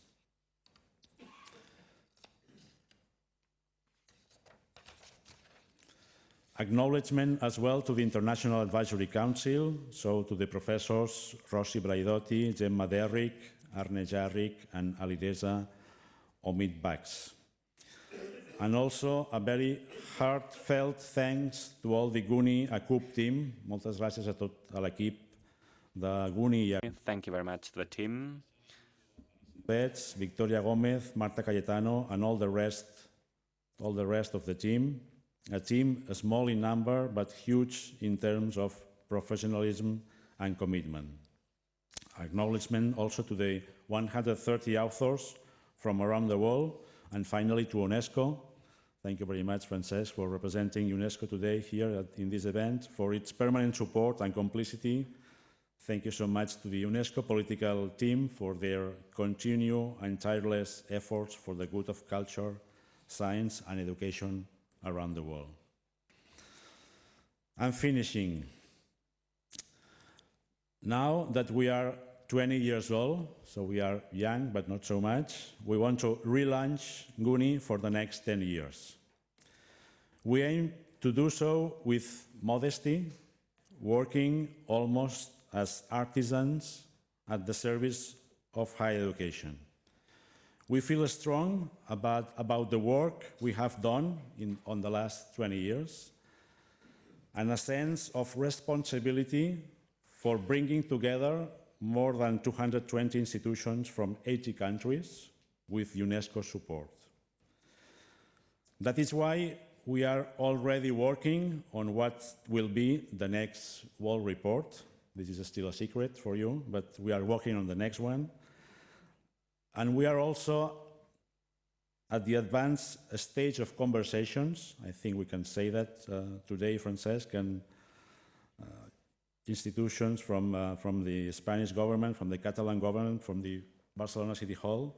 We are at the advanced stage of conversations with UNESCO and local institutions about hosting and co-organizing the third World Conference on Higher Education in Barcelona in 2 years, in 2021. That's our wish, that's our ideal to work with our institutions. 20 years on, in full responsibility and based on all of the progress made thus far, at GUNi we feel strong enough to reinvent ourselves and intensify our role in analysis, debate, and proposal at the service of progress and innovation in higher education around the world. We invite you, all of you, to join us with the firm intention of working together to forge greater progress, well-being, and global justice in our societies. Thank you very much. Muchas gracias. Moltes gràcies.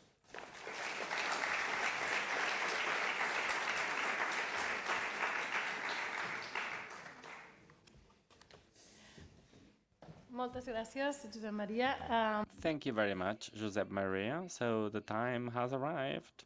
Now, debate. We have been informing you about the debate that is about to take place with the editorial team members, Marina Garcés, David Bueno, Josep Casanovas. Please, would you be so kind as to join me? Marina Garcés, well, it has been said before, she's a philosopher and a lecturer in UOC. David Bueno is a lecturer in UB University and the director of a neuroeducation research project.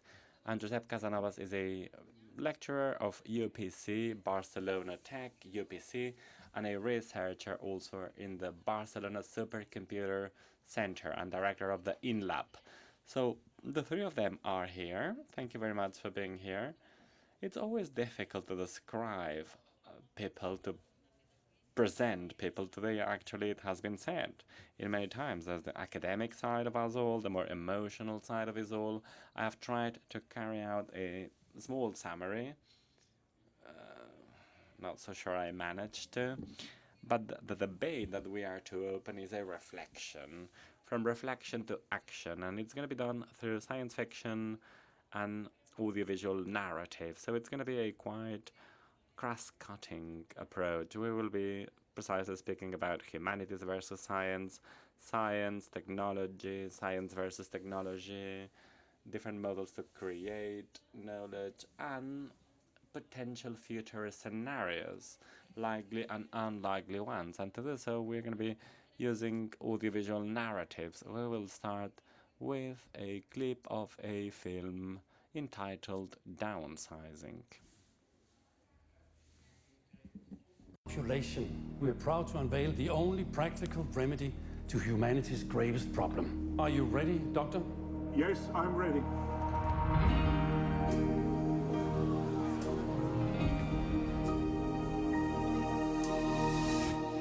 Wow, that is wild, isn't it? It's just wild. That's Dave Johnson. Hey, everybody. And Carol. He never struck me as the kind of guy who'd go get small. Downsizing takes the pressure right off. Plus, you're really making a difference. You mean all that crap about saving the planet? Yeah. Downsizing is about saving yourself. We live like kings. Got the best houses, best restaurants, Cheesecake Factory. Got 3 of them. In Leisureland, your $52,000 translates to $12.5 million to live on for life. Wow. Do you understand that you will undergo the permanent and irreversible medical procedure commonly known as downsizing, and that your bodies will be approximately 0.0364% of their current mass and volume? Nervous? Little. I no és d'estranyar que estigués nerviós. No wonder he was nervous, because as we have seen in the short clip, well, science found a solution to climate change, which was downsizing individuals, human beings. This would be a possible way to, use less resources, natural resources. In this film, there are debates about many of the dilemmas and the social models on human weaknesses. Greed is still a reality even if you are downsized. So perhaps it's the right time to ask Marina as a philosopher. So we are facing an environment of climate change, and there are solutions such as downsizing. So we're humanists here. What the role of humanists should be? Well, thank you very much, Irene, and thank you very much to all of you for being here. Since it's the last meeting in which I'm invited under the umbrella of this project, I would like to take this opportunity to thank you for allowing us to contribute to the report. Your question has to do with my role in this joint venture. I acted as a humanist between different professionals, scientific experts, technology experts, etc.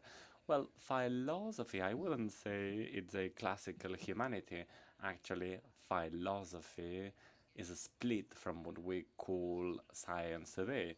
So if we ask ourselves, what is the role of humanist experts? Well, probably they are trying to survive in any sort of horrible job within and without, or outside universities, inside the country or in other countries, because we have to remember that many people are abroad trying to earn a living. So where are humanities in narratives? I think Francesc Pedro referred to it perfectly. They are oftentimes the tip of the iceberg. They are never really invited into the discussion fora. They are often referred to when it comes to overcoming the major global challenges, but they are not really taken seriously.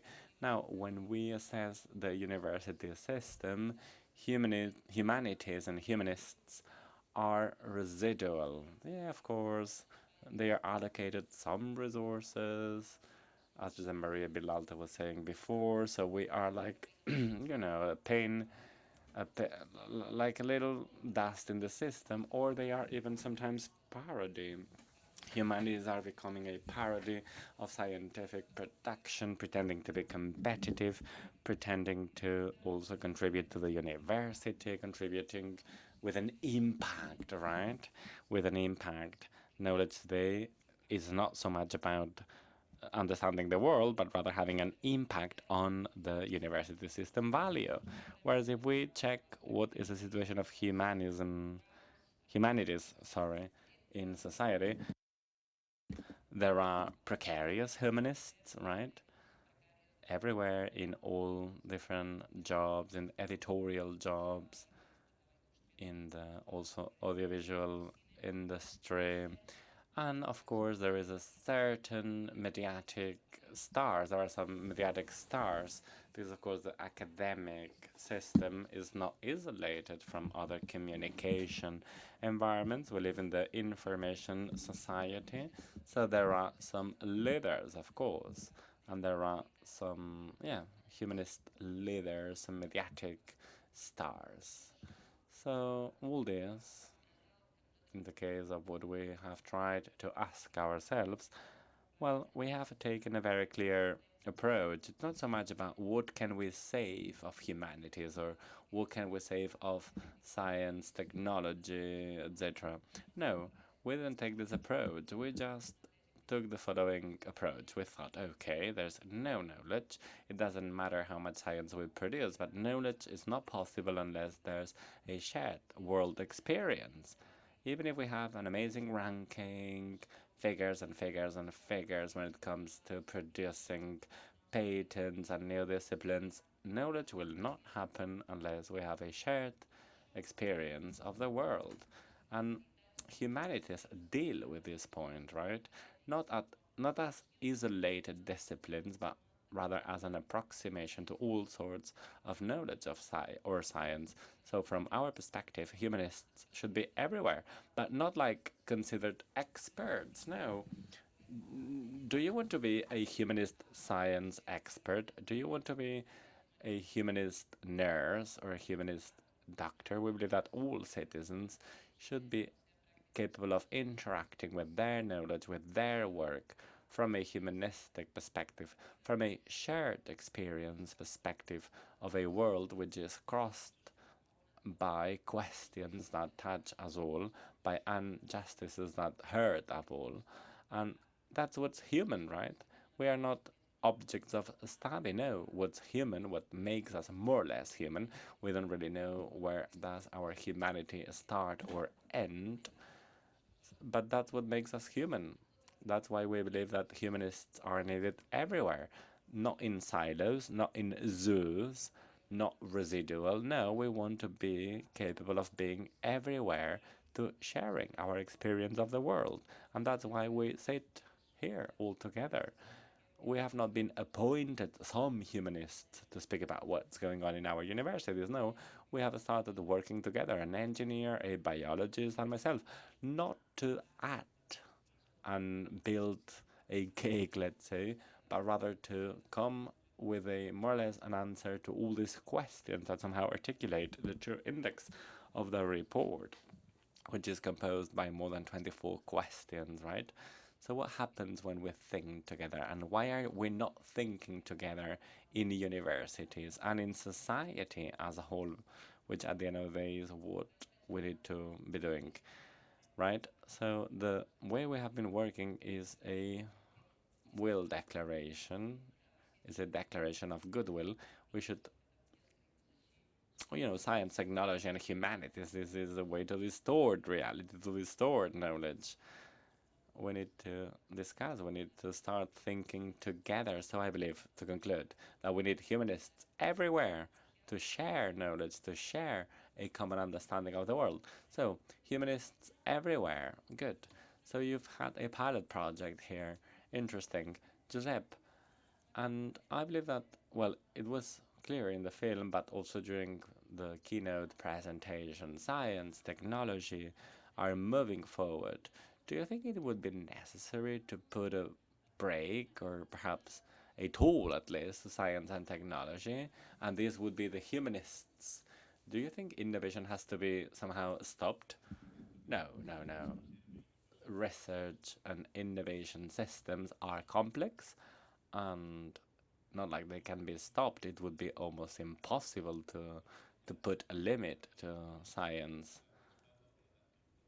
But of course, it doesn't mean we cannot open a debate about innovation. I come from engineering.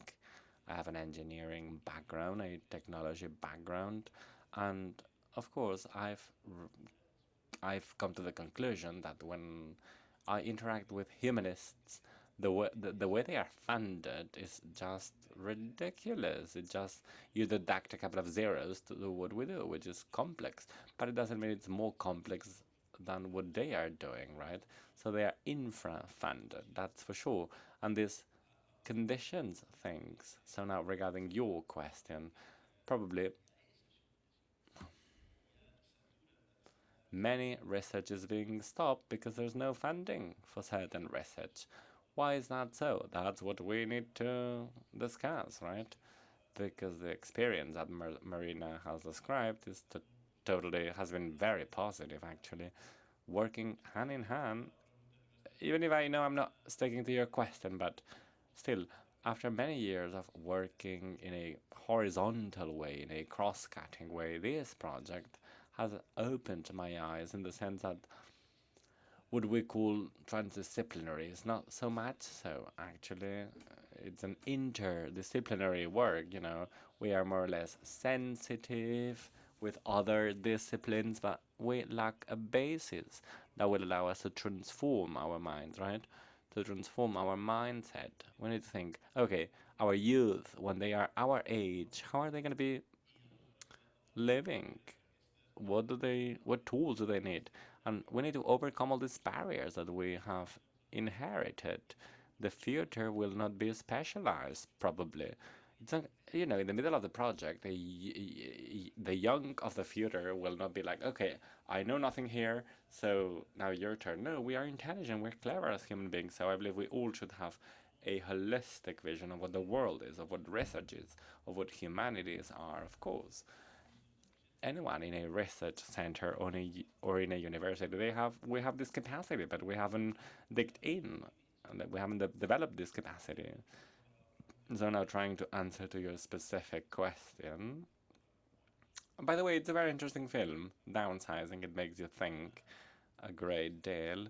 And there's no doubt that we need to start thinking about how to invest the limited resources that we have. How are we taking decisions on how or on where to allocate the limited resources we have? And then there's a very difficult item here, which will require of humanism and humanities. We need to prioritize, for sure. We need to take decisions on whether the final objective of a very complex research system in a specific area has to do with, I don't know, achieving an improvement of 6 months or 1 year in life in a cancer patient, which is important, but is really that the objective that we have as a society? I'm not so sure about it. And then there's another thing, which oftentimes is not easy to say. Yeah? I am from the public sector, right? Research and innovation is not taking place only in universities, but also in many other areas in the private sector, in public and private institutes. So priorities change depending on whether you are in the private or in the public sector. Others takes on the table. Okay, thank you. You used a word which will be key, prioritizing. We will now have a second audiovisual narrative. Can we say it now? And prioritizing here will be very important as a concept. Okay, so, no, I think it's...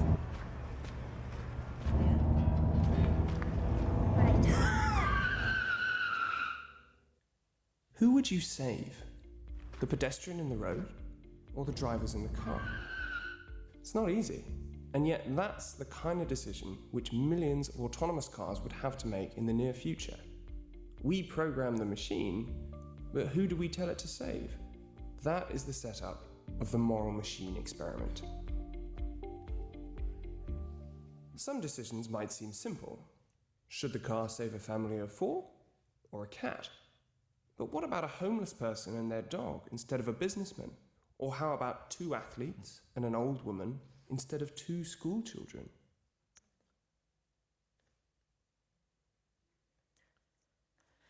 Bé, és un dilema gran. So this is a very important dilemma. Oftentimes, we tend to forget that algorithms and softwares are designed by human beings, right? So human beings are behind. An ethical dilemma cannot be wiped out only due to the fact that machines implement things, right? We are moving towards a driverless cars, etc. But yeah, that's a very interesting thing. So in humans, we are capable of, being contradictory, making exceptions, etc. But machines aren't. They are quite rigid, right? So all this will have to be programmed. And how will this be programmed? As a human brain? So David Bueno, what can you tell us from this perspective? How can we overcome this dilemma? How does our brain work? And well, this dilemma is really complex. There's no doubt about it. The first thing we should understand is what morals are, right? What is a moral decision? Intelligent car, what does intelligent mean, right? If we don't have definition of what that means, as human beings in theory are intelligent and moral. So how can we overcome, or how can we, let's say, upload these decisions into a machine? So I'm taking here a rather human perspective here. How does our brain work?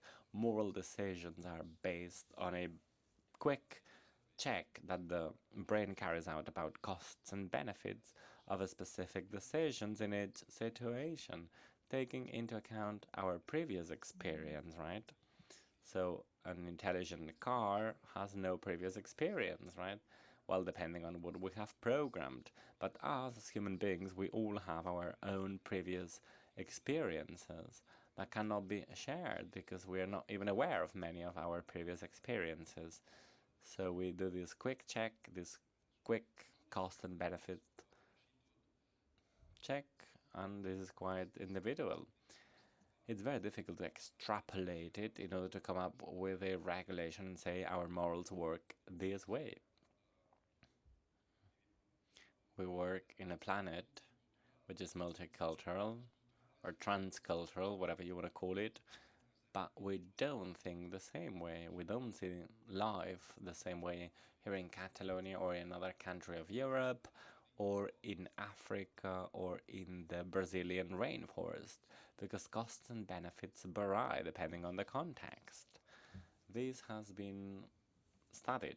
This has been studied quite broadly in psychology. It's called the tramway dilemma. It's a very simple one.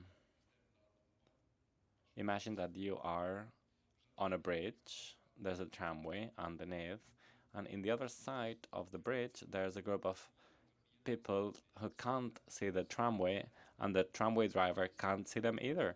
But in front of us there's someone who doesn't know what's going on, and if we push this person so that this person falls, the tramway is going to run this person over, but we will solve a big amount of people who can't see the tramway. So what would we do, right? So this question has been repeated in many different formats, and the question, and the answer rather, is not easy. So if I have to push this person for this person to fall, the majority of people would say, no, I wouldn't do that. But if the answer is, well, this person is already in the way, well, perhaps it's better for the tramway to run over one person than 10. But few people say, I would jump. Actually, no one says that, right? But it's a third option, there's no doubt about it. So you will end up, if you jump, you will end up saving the poor guy that knows nothing about what's going on and the other group of people. And the amount of responses vary depending on the language you're asked the question. If you're asked the question in your mother tongue, you have a more emotional response. Whether if you are asked the question in a foreign language, the answer is much more rational, and you would say, well, I would throw the person down to save the others. Whereas if it's an emotional answer, you would say, you know, I would let God decide. So how can this be integrated in an automated car, and how can this be replicated in different cultures that for sure perceive things differently? Even if we have an example here, right?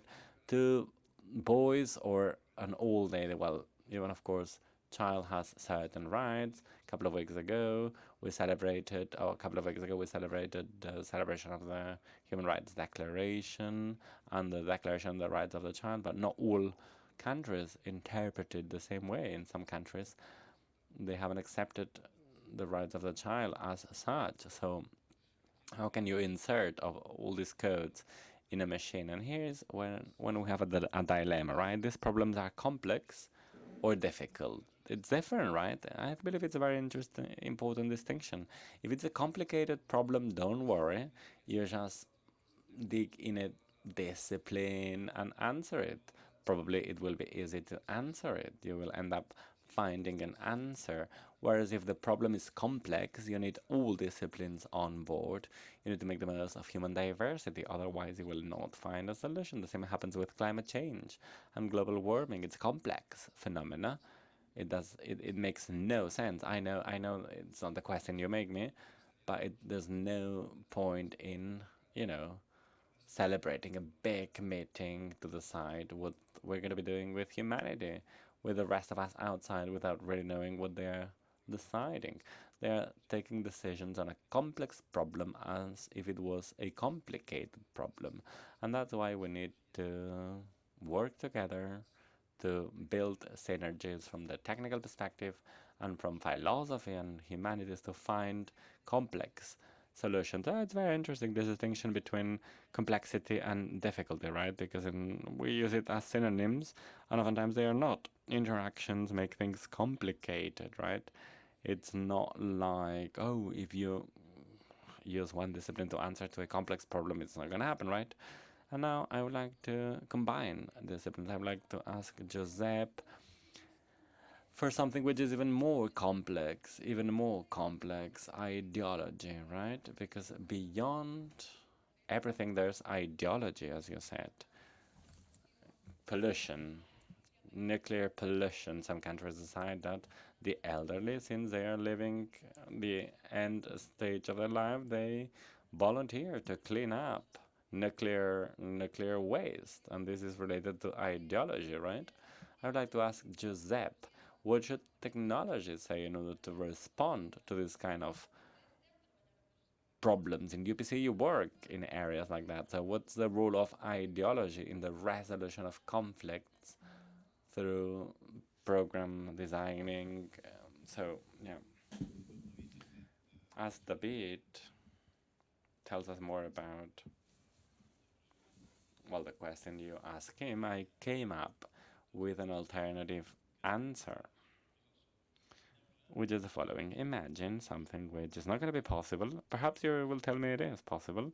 Imagine that we have incorporated a chip, and this chip will inform us about different things, right?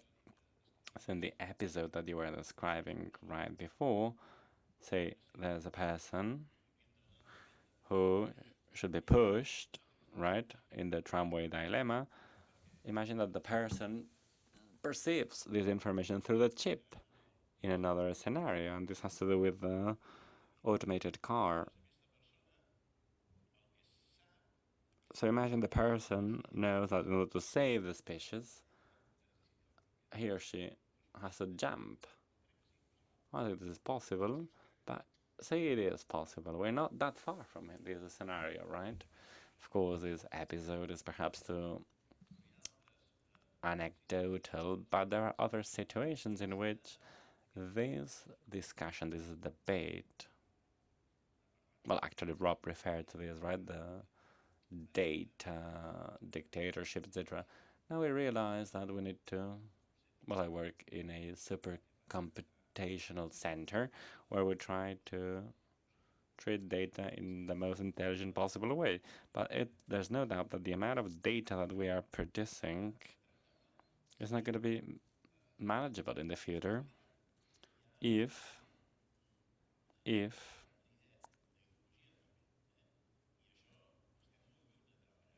there's an ideology behind. And we're far from here, right?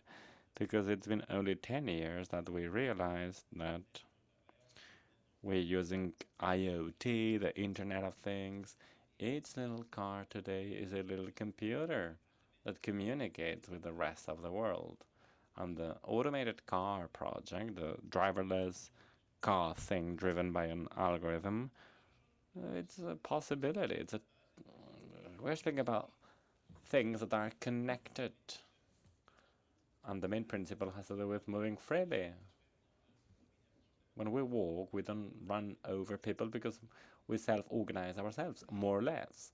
So we could add many more layers, actually, to what you said. It's not so much the way we take decisions in an heroic way, in a cinematographic way, like in the tramway dilemma, right? But there are more simple examples. There are more simple scenarios. The question, I don't know if it's a question or not, I don't know if it's ideology or not. Life and development, do they go hand in hand with a cost? Are there species that commit suicide for collective good? Probably you know it better than I. But human beings, we have a pattern not to accept any sacrifice.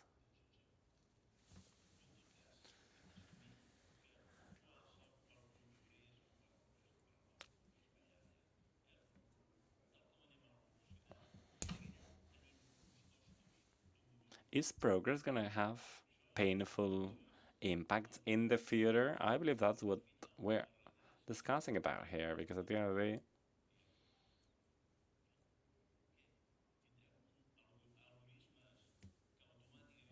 when we think about the possibility of having algorithms taking autonomous decisions, well, this is not abstract or neutral.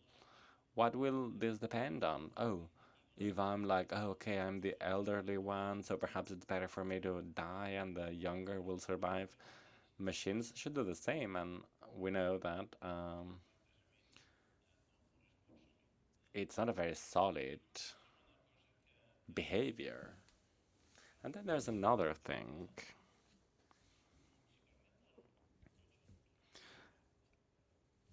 Let's take the example of the automated car.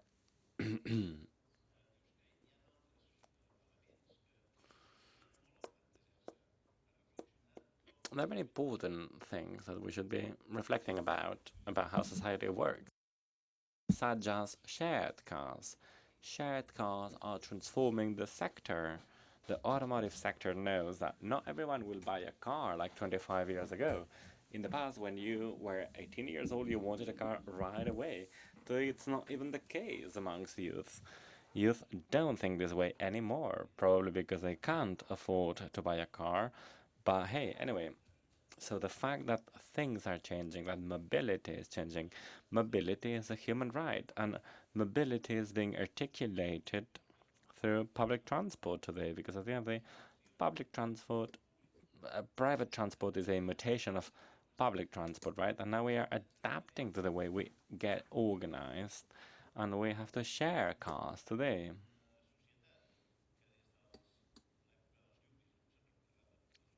Do you remember the yuppies? Back at the yuppie era, everything was justified. Personal triumph was essential. Whereas today, I believe that if we share more and more, human greed will be moderated, and limits can only be imposed by commitment, and then compassion is possible, as it has been said before. I think that's a very interesting debate. The example you gave, from public transport to self-driven cars.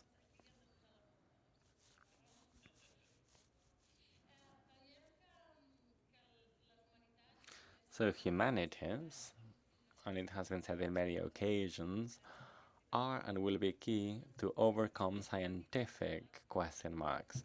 So we need humanistic scientific experts. I would like to ask Marina, what about the other way around? Probably there are many professionals in humanities that are better understanding the use of science in today's philosophical debates. Are you gaining interest in science? Well, it's not so much about doing your homework, or rather being educated, or and organizing education differently. It's not so much about putting more homework to anyone. We have a key problem, and I believe this has been one of the axes of the work that we've done in the report, which is, well, of course, there's no doubt about it. We need to understand that the problems we are facing in the university system, in the research dilemmas, etc., is a bottom-up dilemma, right? And I believe that probably the problem starts in secondary education. There is a split. It's not so much about letters or science, it's much more complex. It's a very segmented scenario, and there is a split. And as a result of that, there is a mutual indifference, like, I hate math, I'm not interested in math, and others go like, oh, I'm not interested in reading or in language. Well, language and math are essential languages, such as music, aesthetics, image, feel and touch, or I don't know, or cooking. Everything is important. All essential languages end up becoming a mutually exclusive message that mutually reject each other, and this is horrible, and it has been criticized, of course, and it seems like we are trying to overcome that now, but this is not turning into real transformative actions that change things, that contribute to changing things. Of course, we need to discuss about MIT and self-driven cars, etc. But this is a distorted mirror, because I think the problems start at the beginning. Ethics is a silly subject oftentimes, and teachers don't want to teach ethics because children don't like ethics, or math and language are contradictory one with another. Like, if you're good in math, you need to be good in English. Not an interesting response. So how can we assure that this synergy, which of course will be complex, how can we ensure that moral machines are well fundamented from the basis? Of course, we're taking a higher education approach here, but I believe that we all agree, and David also will refer to that also, the important task here and the co-responsible university, because it's not so much about, you know, throwing the problem to teachers or to schools. No, universities are responsible of opening up people's mindsets so that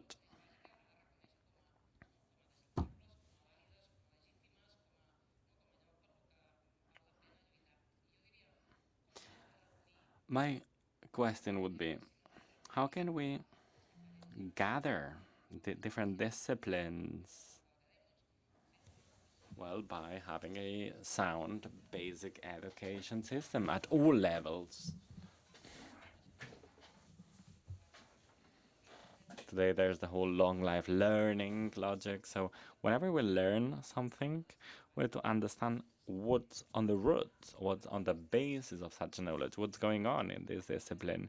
If we don't have a sophisticated discipline,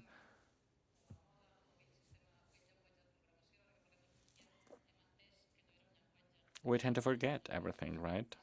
We need a basic sound knowledge in all areas, in grammar.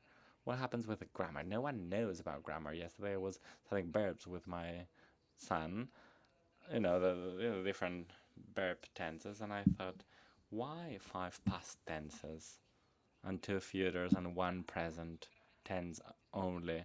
This is grammar. But you realize that language modulates time. You bring past forward. You keep an action open. You place an action in a time that you recognize as your own time or don't recognize. This is politics, this is ethics, this is aesthetics, this is science.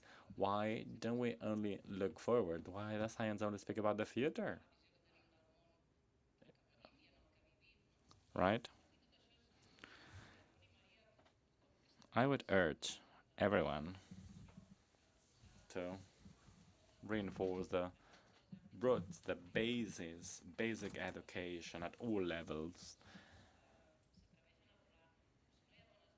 If there is no sound basis, we will just be envying the MIT but do nothing. Very interesting, this trip back to the basis. Perhaps this is not what we're going to be doing, but we'll go to the selection process. What happens when we are to enroll into a new bachelor? We'll see now a fragment of a film, and then we will discuss it a little bit further. C'est une année difficile. Pour ceux qui n'ont pas eu de mention au bac S, vos chances sont de 2%. Tu connais la différence entre un étudiant en médecine et un étudiant en prépa? Le demandeur d'apprendre le bottin par cœur. L'étudiant en prépa, il te demandera pourquoi. Et l'étudiant en médecine, pour quand. On commence le matin par une matière difficile, puis pause déj, 40 minutes. Une matière facile l'après-midi jusqu'à 17h. Pause goûter, 20 minutes. On enchaîne avec 2 heures d'une matière difficile. Et le soir, on fait des annales jusqu'à ce qu'on soit cuit. À ce rythme-là, c'est jouable. T'en dis quoi? Vous avez 15 jours pour tout donner, 15 jours pour tout revoir. C'est à Caros plus H2O. Le mieux, c'est de faire des annales, franchement. Faut qu'on devienne des machines à répondre aux questions. Hein. Et la fac? Ça va? La phosphoglucomutase. Non mais sérieux? 3 heures pour répondre à 72 questions avec 5 réponses au choix. Ça fait environ 2 minutes par question. Donc à ce rythme-là, c'est impossible de réfléchir. Soit on répond par réflexe reptilien, soit au hasard. Donc je pense que les meilleurs, enfin ceux qui deviendront médecins, se rapprochent plus du reptile que de l'être humain. Je vais être médecin. On s'inquiète pas trop. Il a complètement pété un plomb. Bah carrément. Mira, ça fait une place en plus. C'est moche mais c'est vrai. Tout seul, j'y arriverai pas. Mais avec toi, c'est jouable. T'as pris trop de retard, hein, c'est mort. Vous pouvez prendre connaissance du sujet d'examen.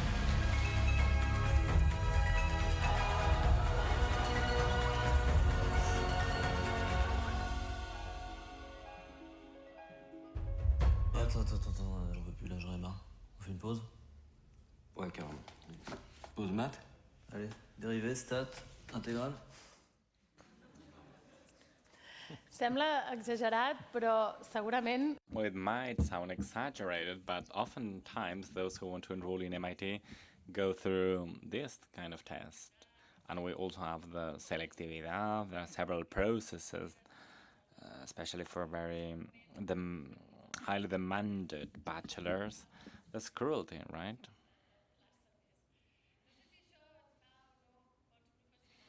Does this make us good professionals or rather competitive? I would like to open this debate. I would like to ask David, you are an expert in education. How do you think that we could ensure a higher education or a long-lasting education which is more integrated, that boosts our intellectual capacities but also our personal capacities?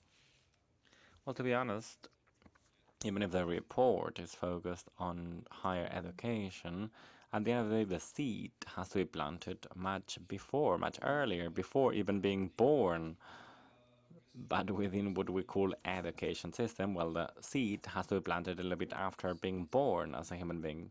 But this seed is extremely important. We cannot modify higher education, university, or other systems of education. You know, when you end what we call compulsory education, well, it cannot be changed. Higher education cannot be improved if we don't improve the seed. So depending on the seed, the plant will grow one way or another. And when it comes to what we want higher education to be, well, the first question that we would need to ask ourselves is, how do we want these human beings to look like when they grow old? And this is a very difficult question to answer. It's difficult to put it, but it's very difficult to answer as a question because it is related to ideology. That has been said before. We have been talking about ideology before, and how we want to shape our future, how we want to shape our youth, of course, is ideological, is deeply ideological. It's about reshaping the society of the future, right? So in science, we keep thinking about the past, as Marina said before. But of course, there is an ideology here. And here's when we start experiencing difficulties and limitations between different countries and different countries, because we all have a different cultural background, but also even within societies there are important differences, and there are some social classes that start or depart from a worse position, and perhaps they don't agree with us in our definition of higher education. So if we want to train professionals, but also if we want to train citizens capable of responding to complex problems from a complex approach, from an interaction-based approach, we need to ensure that primary education and secondary education takes this approach. Otherwise, it's impossible to achieve it. It does make no sense to split children early between math and humanities or science and humanities. It makes no sense, I believe.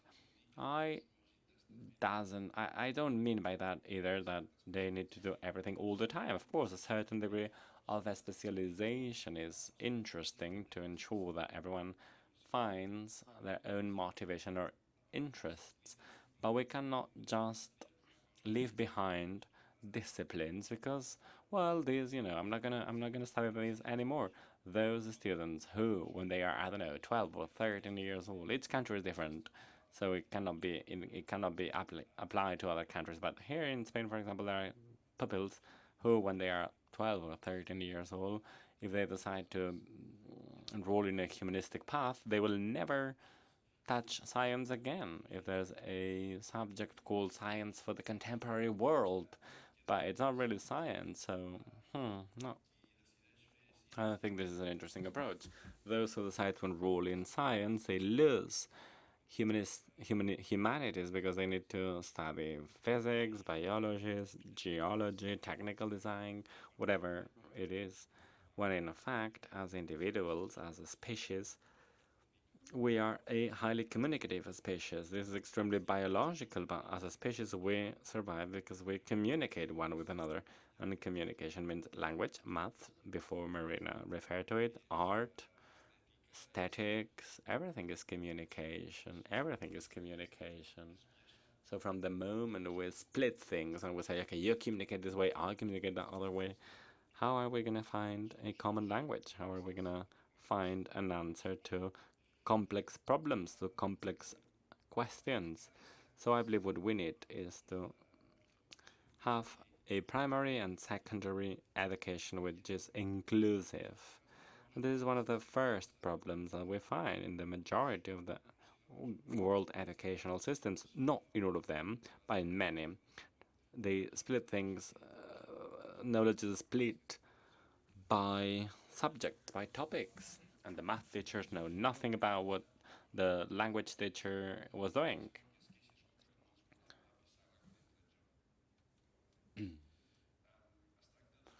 So it's about integrating things. Things are not in silos. Life doesn't happen in silos. So why is the educational system split in silos? Of course, it doesn't mean that everything needs to be intermingled. There can be times for a certain degree of the specialization, but the big picture that we should have would have to break the silos, and teaching should be integrated, and education professionals should work in an integrated way. Here is another element that makes things difficult: selectividad, this final exam. Selectividad, in many countries they have a selection process similar to ours. It of course ensures a minimum level of knowledge, a numeric order of students, and a certain capacitation and self-management capacity, human and humanistic, for yourself and for society, in order to keep growing intellectually. Of course, depending on how these selection exams are designed, we are producing a bias. we are biasing generations towards one side or another. It's not the same to have a second exam in which you are assessing memoristic knowledge. I am just giving you extreme examples, right? It's not the same, these memoristic exams, than skills-based exams in which you assess individuals individually to see how people manage the complexity of their environment with situations that they have never seen, but with the minimum knowledge that they should have. So it's extremely important. It's very important to define it, and this, of course, allows us to reshape our higher education.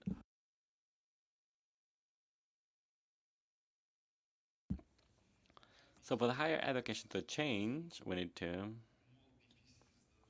change also the primary education scenario.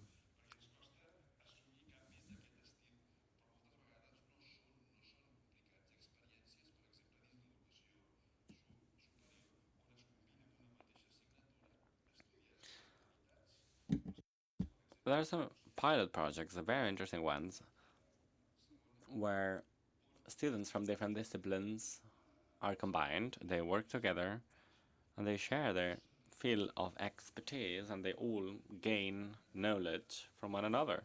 And they are not narrowed to neuroscience or humanities or whatever. So there are solutions out there, but of course we need to start from scratch and not so much from a top-down approach. Before you were referring to language, to words. Giuseppe, I think that you said that in UPC, IT studies, in the past it was called communication science. There was more or less a gender balance, right? But when we moved from communication sciences to engineering, you lost many women, right? Yes, I'm gonna try and respond to this question because my rector is here. The question popped up. So, what has happened with IT? Let's call it IT, computational science. And here we have some people who are very much expert in this topic. So this is not a new phenomenon. This hasn't happened only in our university. It's a rather global phenomenon. So our experience is that at the beginning it was called Faculty of IT, but actually it's an engineering faculty. But at the beginning, no one knew what IT was about, and the confusion was that, well, at the beginning many people said or thought that they were about to enroll in journalism, like a variety of journalism, and they ended up like in a totally different thing. Programming, etc. And of course there was a very high mortality rate. So we got to gender balance. It was very cool, yeah. I believe that the highest percentage was 36 against 70 something. But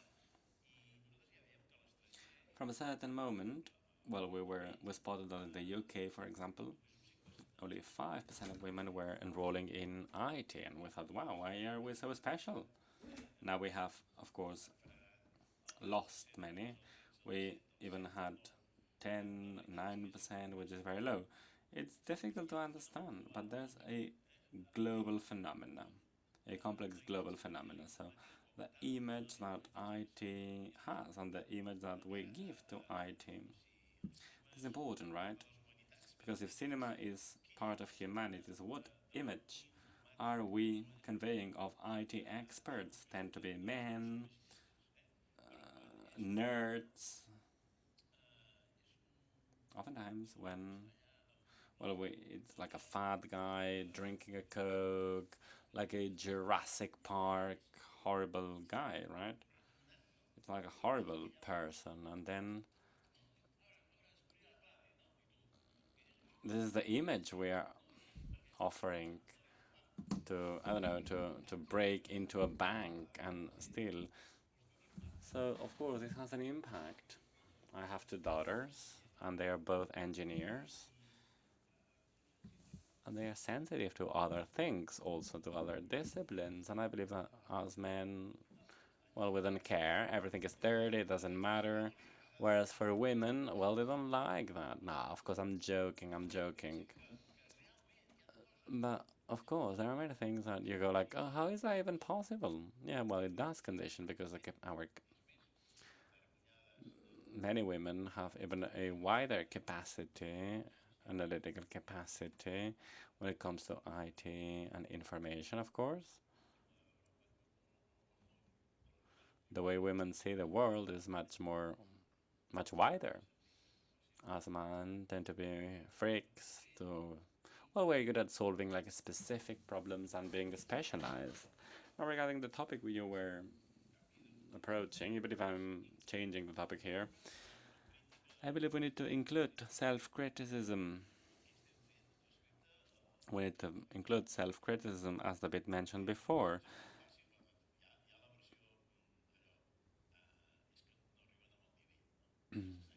Many just go like, oh, these students are horrible. Well, they come with the level they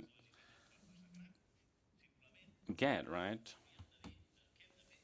So it's more about saying, what can be done?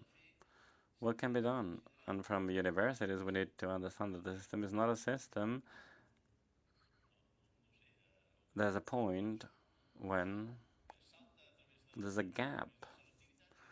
And there's this gap from selectividad to university.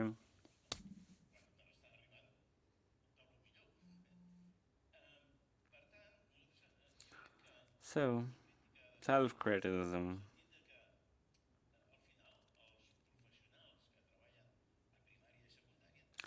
Teachers in the primary sector, in the primary education and in the secondary education have been in universities. So where are we doing wrong? If we train teachers, primary and secondary education teachers, in a way that they don't improve their methodologies, right? So we could change things, and why are we not doing that? Is it because we are selfish? No, we need to be more self-critical. Things can be changed. Many things can be changed. The way we interpret things. Okay, let me give you an example. Someone with, I don't know, academic responsibilities, because he or she is a teacher or a lecturer. Have you ever thought about the math subject in the first year? Could it not be dosed throughout 4 years? Because there are concepts that will be much more easily integrated 4 years after, because they will be accompanied with a justification, right, of the equation, for example. So the mechanism is there, but it's not being used. Well, it's not an easy task, of course. It's not an easy task to transform departments and universities. I'm not saying it's an easy task, but many things can be done. And if we discuss amongst one another, it's going to be possible. Oh, everyone refers to the legal framework.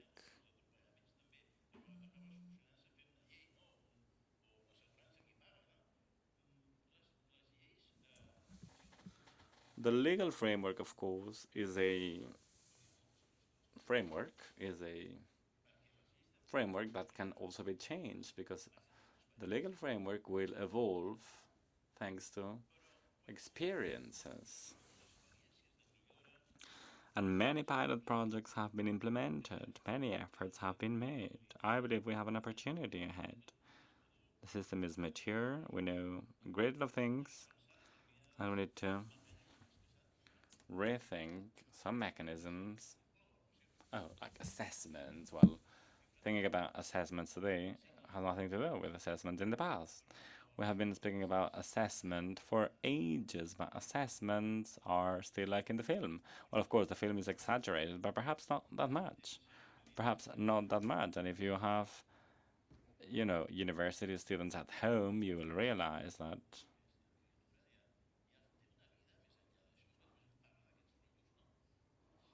you know how under how much pressure they are.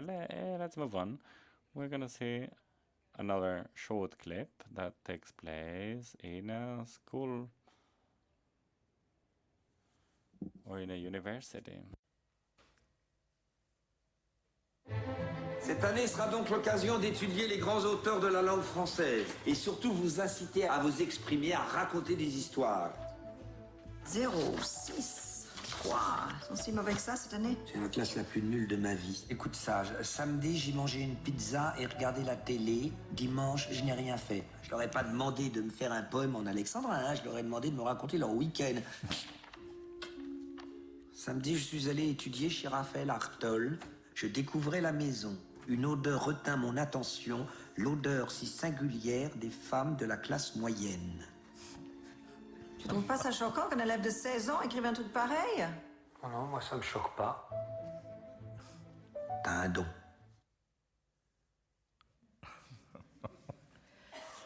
Aquesta és una pel·lícula també. So this this film is quite controversial and interesting. This teacher who all of a sudden finds out that, well, things are not going well, but there's one student who's gifted. So the relationship with our students. I would like to ask Marina, what do you think is the role of universities? What is your role? Are you there to spot gifted students? What is your role? So this film, it's a very interesting one. Not only, well, there's someone very interesting behind, and I believe it's a very interesting example of the invisible paths of the academic system. This is a French film, but Juan Mayorga is the script writer. Juan Mayorga is a script writer, and he's also a philosopher and a mathematician. And I know him a little bit. And he told me that when he was young, he was a freak, as you said before, as you were describing before. It's very freak to be a philosopher and a mathematician at the same time. So he told me once that he spent a crazy life studying math during the day and studying philosophy at night. And he found a language that allowed him to reintegrate in the other's world through theater. And this, of course, is the clear proof of a limitation, the academic system as a derivate of a culture consumer, and the integration between different expression systems, communication systems, and not recognizing a scriptwriter who is also a mathematician and a philosopher, and who has to be ascended somehow, right? And live in different silos. I believe this is a perfect example of how universities, and we have used the word systems many times, and universities are being understood as a community of social practices. It's not being understood as such. It's not being understood as a, you know, for political experiences. Universities are designed as a system to which you enter and exit. There's an access pathway and a battle, which is tragic. A tragic battle. There's a long battle to get into university. Then if you want to stay there, it's even worse, right? This is a never-ending.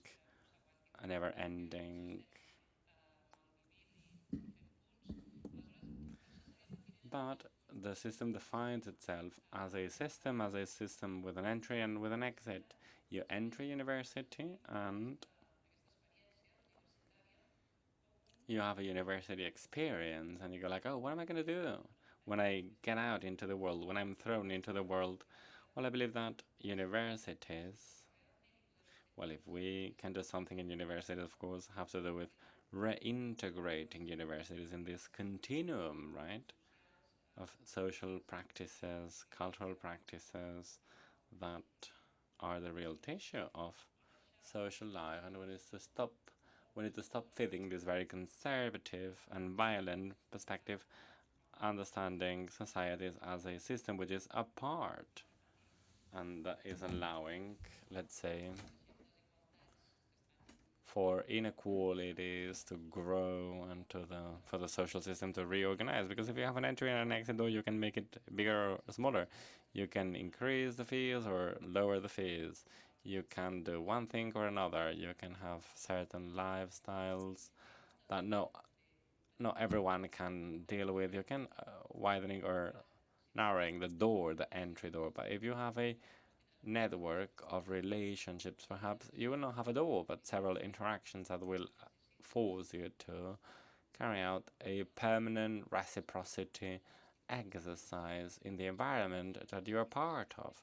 What is the role of universities as social actors? Well, they need to put knowledge at the disposal of society. That's why we call it a research center, right?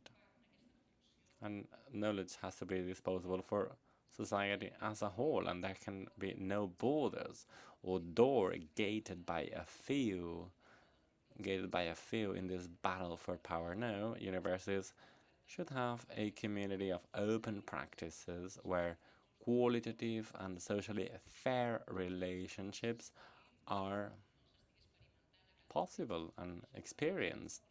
And it seems difficult, but it's not. It's about the specific actions that has to do with how to get to university, how to reach university, how to share knowledge. I don't like the way of producing knowledge. I like generating knowledge, because culture is a generation. It's not a production. It's a cultivation of ourselves and of the life that we are ready to share. This is what universities are about. This is the reason of being of universities, if we understand universities as such and not as institutions for the reproduction of inequalities and for the class struggle, then this is another thing. So community of practices, reciprocity, and of course it's about daring, it's about accepting the consequences, the institutional consequences, because at the end of the day you might end up having to change many things that are somehow preserving the protected status quo of universities.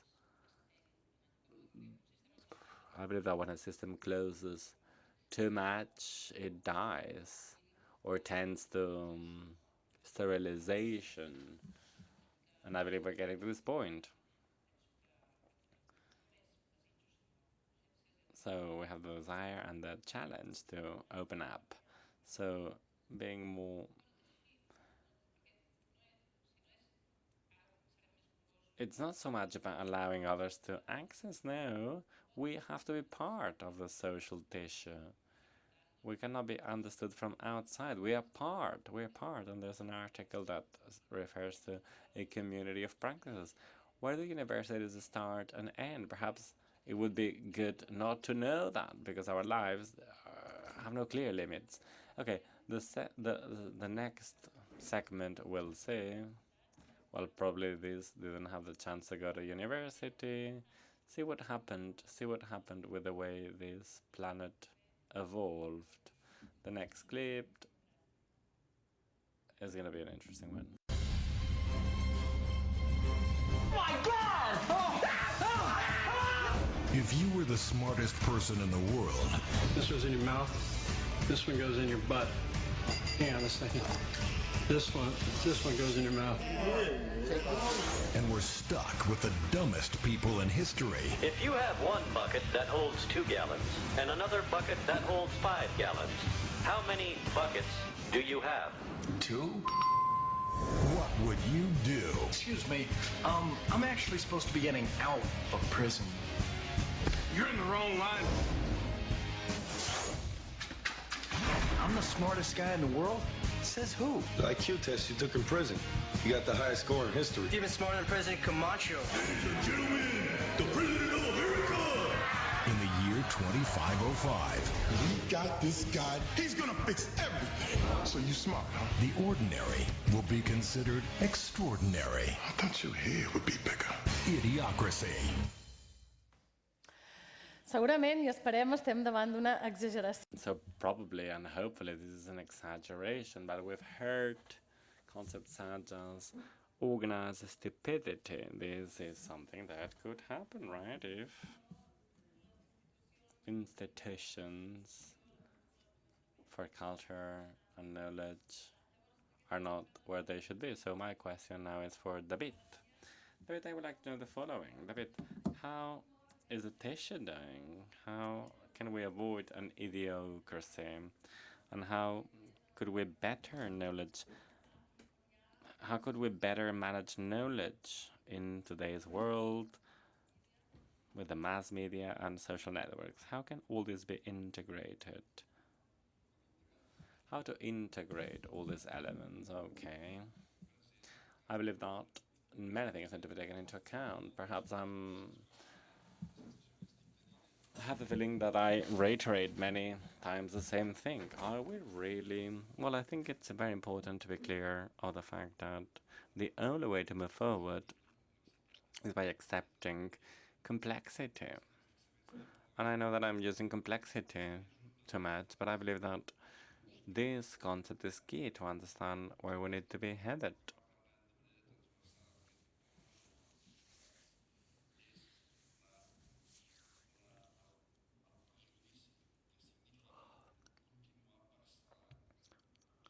We need to understand that we can't keep splitting knowledge in splits as it has been done for many years. These different silos have been deepened, worsened. Probably the origin of silos had a reason of being, right? Everyone works in specific areas to better focus in specific areas. So perhaps when it comes to moving forward in science and humanities, it might be useful, right? If you obsess in a gene or in an idea or in a technological solution, but without a broader context, without a broader integration in the social tissue, without better understanding social needs, without getting society involved, well, otherwise you are just randomized in your own little silo. So the only way not to fall into the trap has to do with paying attention to real needs, to real social needs, to ensure that the decision-making for us do not leave society behind and accept what society needs and can contribute. 10 people think more than 5. And of course 17 billion people will think more than 10 people. So, of course, it's about being clear on all this. And even if, well, this, of course, worsens, silos are not positive. We have said that many times. We've been learning one from another for many years. We've learned a lot. And we all agree that the structure, the way it is organized today, now I'm speaking on my behalf, in the area of communication, of dissemination, of taking part of this report, much knowledge is not being considered because we are cornered. Disciplines have been cornered, and the only way sometimes to have a career has to do with maintaining your specialization, and no matter what you do outside, you're going to be cornered, and there's a big problem. And perhaps then we'll say, oh, we need more horizontal structures, we need more permeable universities, we need a better primary and secondary system, more horizontal systems. Rather, we are behaving the other way around. We are giving value to those professionals that are highly specialized, which is logic. It makes sense. We have our own personal ambitions, so depending on your ambition, you know where you will be stuck. Because if you get out of that path, you will end up losing track.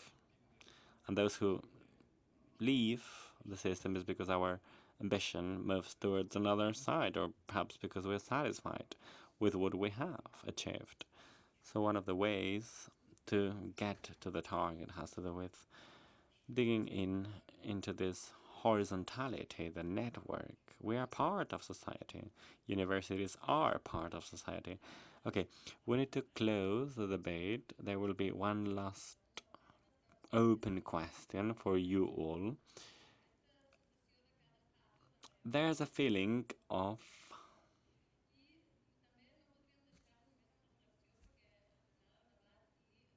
horizontality has been one of the key words, right? And at the end of the day, we aim at... Well, I have a last joint question for you all.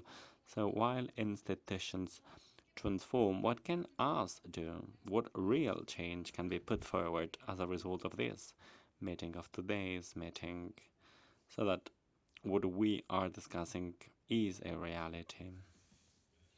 Okay, let me share a couple of ideas with you here. It looks very nice, and of course universities in particular, but from different points of view, well, you know, human beings are extremely clever when it comes to carrying out a diagnosis and saying, oh, this is wrong, this is not going well, and oftentimes we are stuck with such diagnoses. In my case, I try to be optimistic in life, and I believe that, and actually I really liked what you said. You said that 7 billion think better than 10 billion, right? Than 10, rather. So this is another debate. There's no time for this discussion, but our work has allowed us to open this debate, right? Democracy, governance, a definition of targets, assessment. I'm sharing a long list of things that, of course, would require broad debates, but of course we need to be clear of that.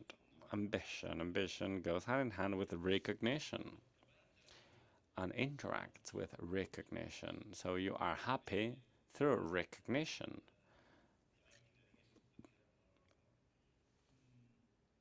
So getting hands-on, having specific proposals on the table would be interesting. Decision makers need support from the system. So we need to come up with specific practices that break silos. Changing the educational system is urgent, but it will take time. And there's an important debate behind. But how can we ensure that some parts of the educational system become much more collaboration-based and transdisciplinary? Well, by opening up space. Today we have the living labs, for example. That's at the university. Many things are going on in collaboration with universities. So universities contribute to many projects that are happening outside universities, and this is good. This is good. So why not enhancing at all possible levels structures that genuinely become transdisciplinary and that last for years, so that we build transdisciplinary citizens? It's not only about putting together a philologist and a telecommunications expert, just to give you an example.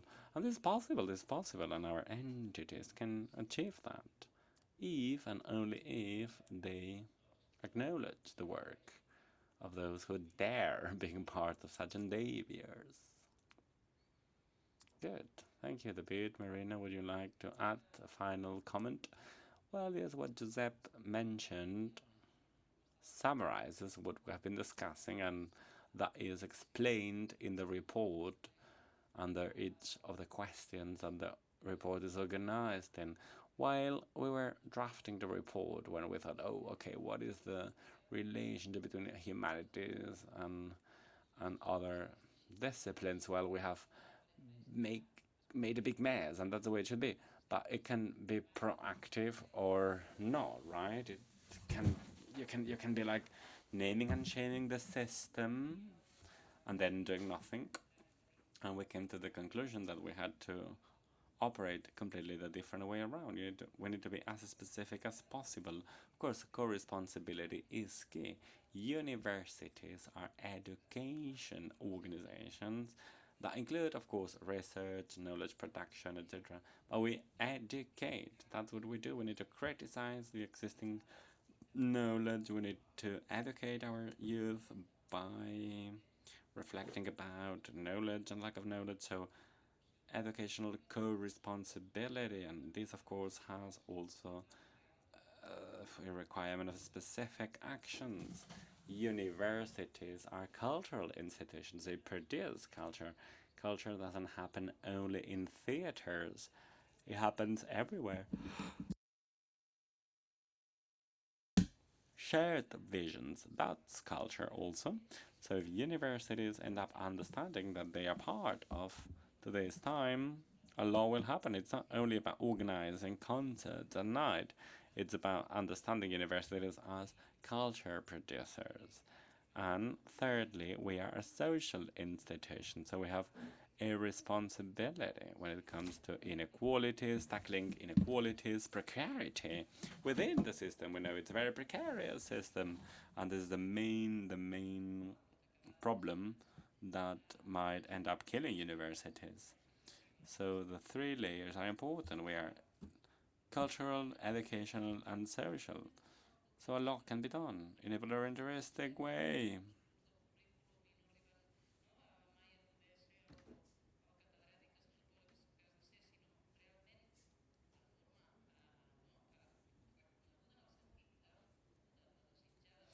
We need to desire change. And right now, there are very important problems, and we need to perhaps, well, I have a question from humanities. All this stems, and our conclusion is that we are committed to keep working. If we believe in words, and I believe in words, I know that you can trick a lot with words, but that's why I believe in words. Well, narratives have to be coherent, and there needs to be consequences, and not self-legitimation moments, right? We need to take action. And thanks to ACOOP and GUNi, we'll keep working together, not to keep saying things, no, to implement them, to turn them into a reality. Thank you. Well, not like I can add much. I totally echo my colleagues' words. Perhaps I would add, not to insist on what already has been said, is, well, it's very good that we have change programs to change structures in depth radically. It has to be done, but we should never forget a quote. We need to think globally and act locally, of course. And that's the way it should be.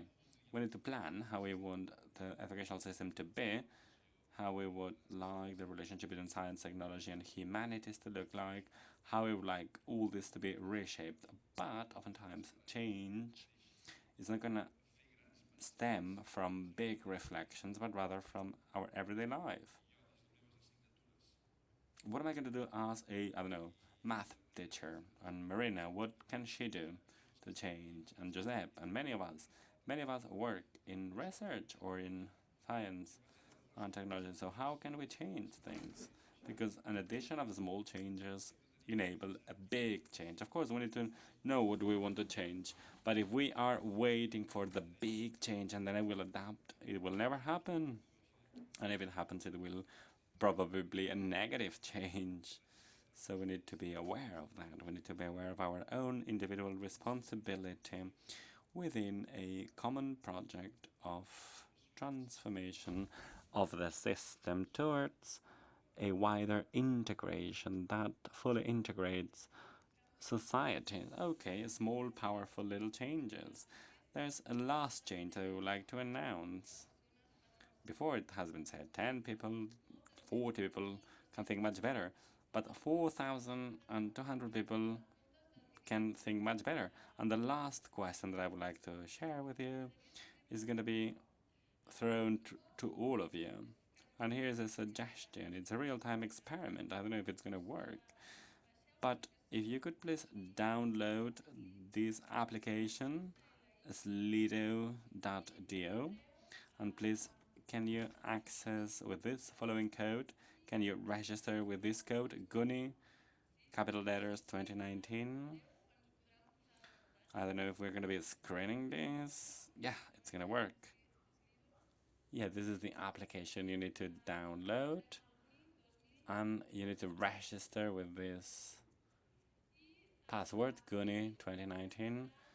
So we have put together one last question for you. We would like to know what from you. We would like to hear from you.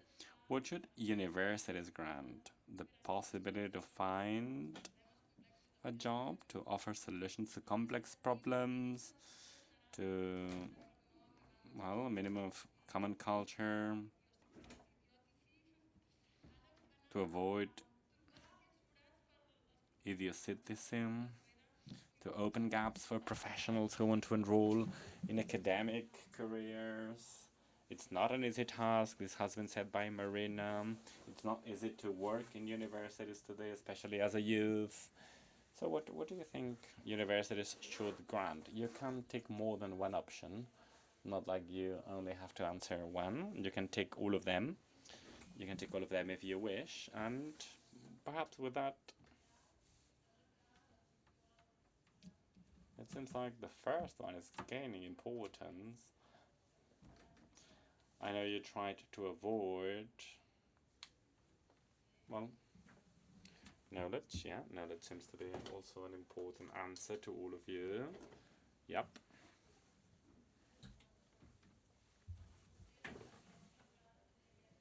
And the less valued one has to do with sticking in university, of course, because if you open doors, it's not that important to stay in university, right? Those who think, those who have decision-making power, well, it is a way to understand where life is going to head towards. Perhaps if doors are open, you don't want to stay because you can go in and out.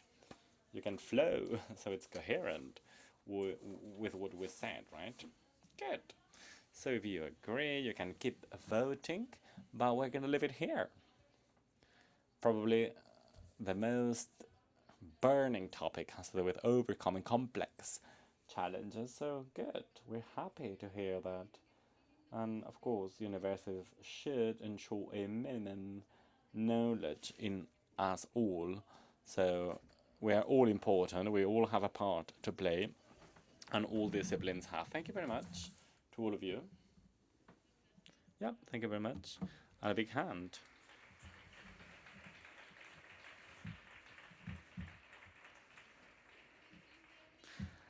And if you agree, we're going to move to the last segment of the of today's session. We're moving to the closing session.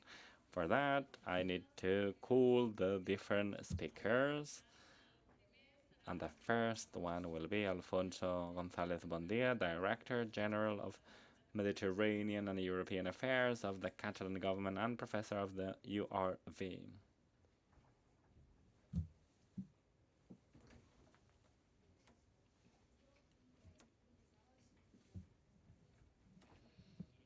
Authorities, dear colleagues, speakers, hosts, dear friends, good morning, good afternoon.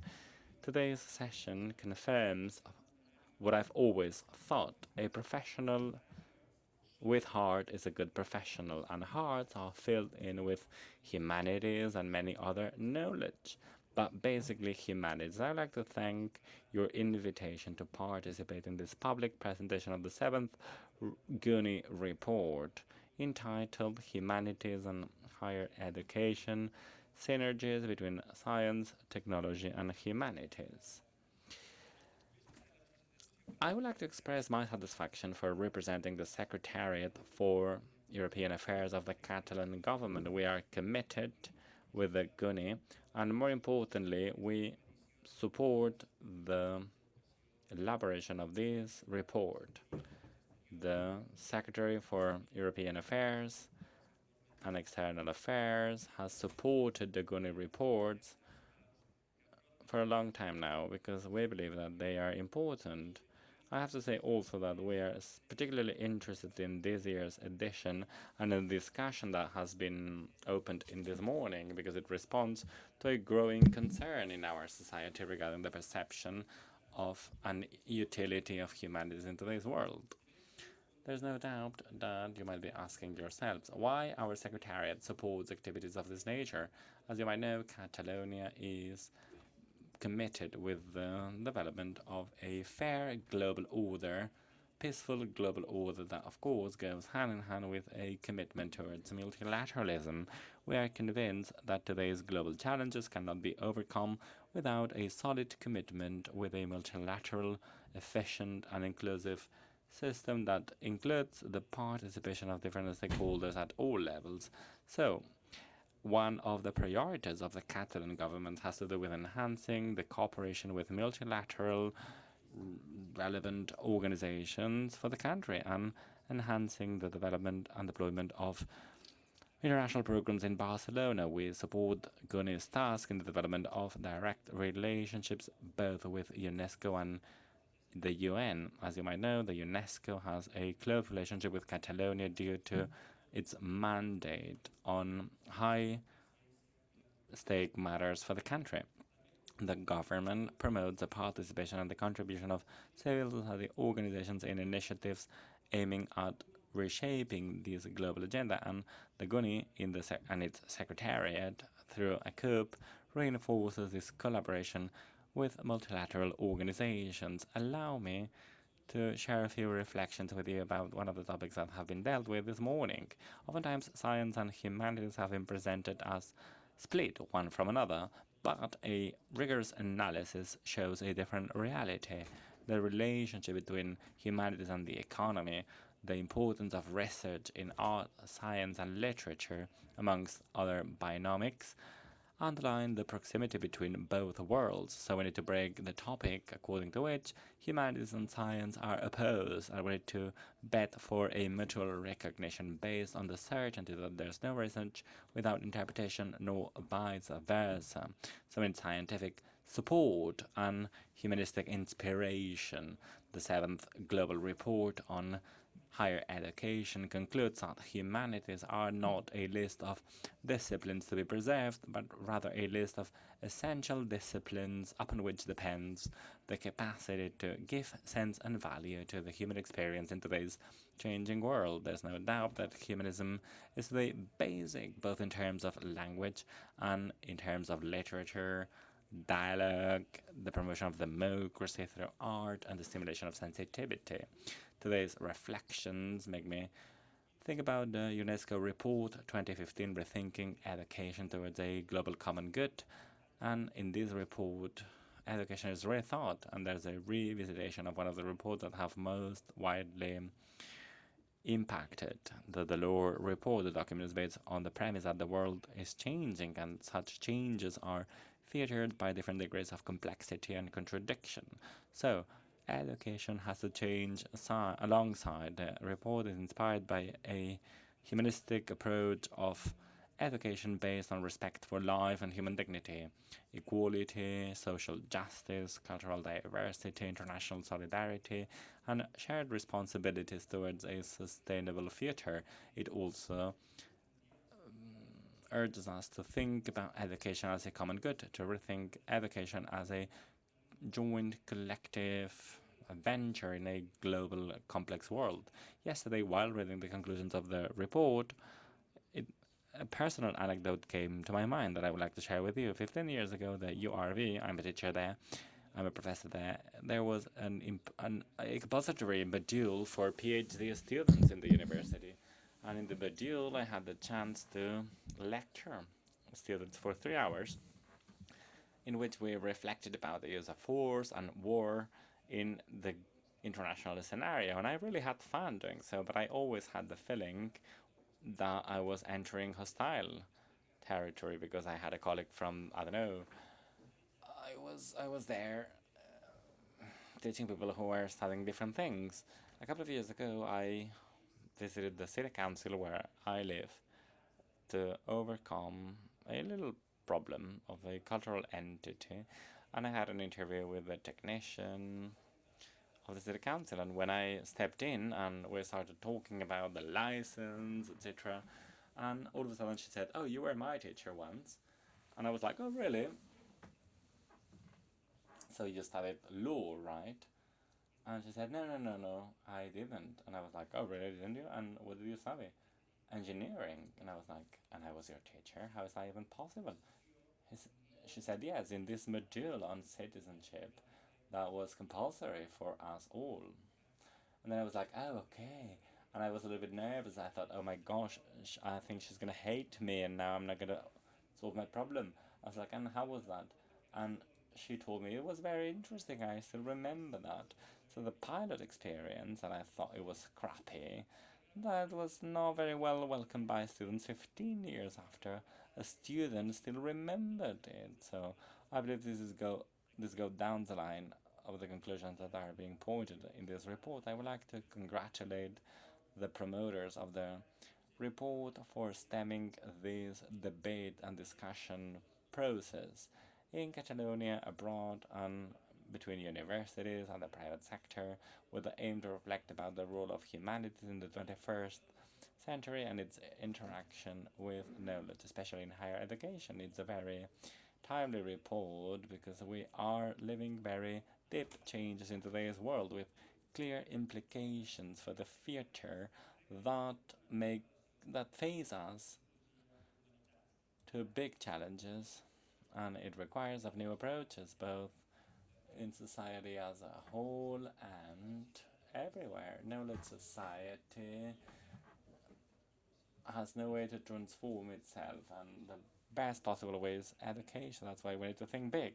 I need to rethink education in a changing world, in a changing scenario. And of course, this topic will be discussed in the future because there are new narratives around education and culture. Thanks.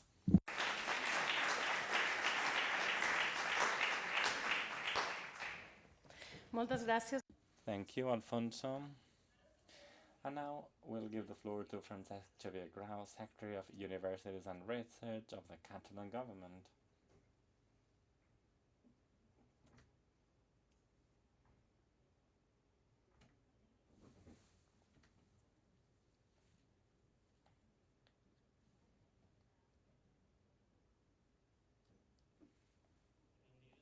Hello and good afternoon.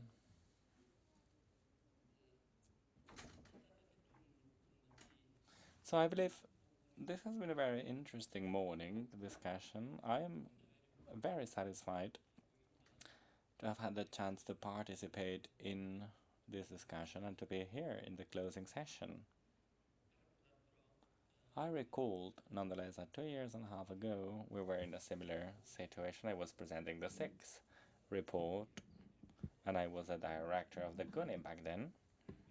So I know the house, I know the institution, and I know the work that is done here. So I can imagine how tired you are after 2 years of preparing this report. So congratulations. Congratulations for all the work. I would like to acknowledge the work of GUNi in the 20th anniversary. And I would like to congratulate on behalf of the Catalan government, the editorial committee, the 3 editors who had, well, who shared a debate with us, and the more than 130 authors of the report.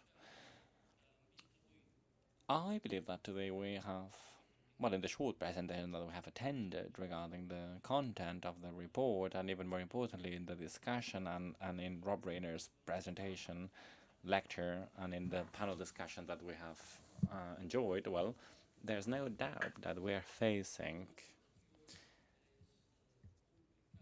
a complex yet interesting topic. Let me tell you a little bit more about why I say that.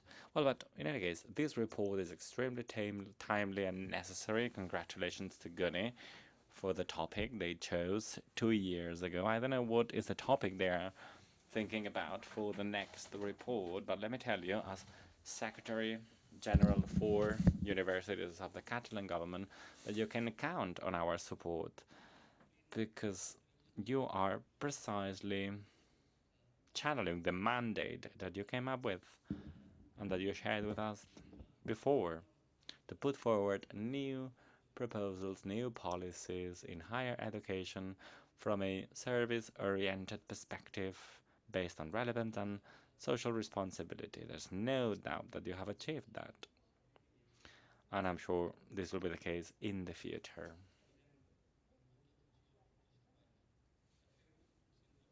So we'll be following you from close, and we'll be supporting you, because you are part, well, we are the legislative power, right? And we are extremely interested in your proposals in the area of new policies in higher education. And now I take my government hat off, and I would like to participate a little bit more in the debate, in the discussion that you've had. Thanks for allowing me to do so. There's been a split between complexity and difficulty. I believe that. There's a third element. Complexity is growing. We are in a growing complexity scenario. So we are facing a temporal equation also. So the title of the report, Humanities and Higher Education, in the different presentations that we've heard this morning, the editorial members, well, they have made reference to the fact that the title probably should be Humanities and Education. We are facing a matter that does not affect only higher education, but rather education as a whole, the educational system as a whole. So if we only target higher education, we'll fail our mandate. Of course, it's relevant in higher education, but also before. Now to speak about complexity and growing complexity, let's define higher education. What is higher education? Today we've focused on universities, not only superior or higher education. You have focused on university education. And you have made the link between knowledge generation, research, and university. That's good. But higher education is much more than that. Perhaps 40 years ago, when we started our academic career, back then this was not considered higher education. But today, for example, vocational training is considered to be higher education because it targets professionalization, and it has to live together with another very much needed sector. And our guest speaker referred to the need to go back to liberal arts education. So there's one thing or another, and both can live together. And this complexity, I believe, has to be taken into account when we speak about this issue. Last week I was reading an article, on the role of humanities and the difficulty that humanities experience when it comes to answering to a dilemma that the author considered to be an internal debate within humanities on a concept which in English is called, yes, vocationalism. I don't know how that translates. Well, vocationalism, yeah, versus humanities, or more, let's say, closed humanities systems. So this is one dilemma that is clear, especially when we consider that behind higher education, well, part of our higher education system is vocational, and this is related to the employability, right, of candidates or students, and these elements need to be included in the public debate. We can speak only about university education, the academic and the liberal education. Yes, that's a very interesting debate, but it's a partial one. There's another segment that needs to be also taken into account. Perhaps in the past it wasn't considered to be part of higher education, but today it is. There's no doubt. Vocational training is higher education, and that's why we need to consider also the needs of vocational training and how to make it compatible with university education. I would like to see the responses to the questions that have been asked before online. But most likely, the most widely chosen answer has been asking or answering to complex social issues. So yes, we are facing a long-lasting debate. Now to conclude.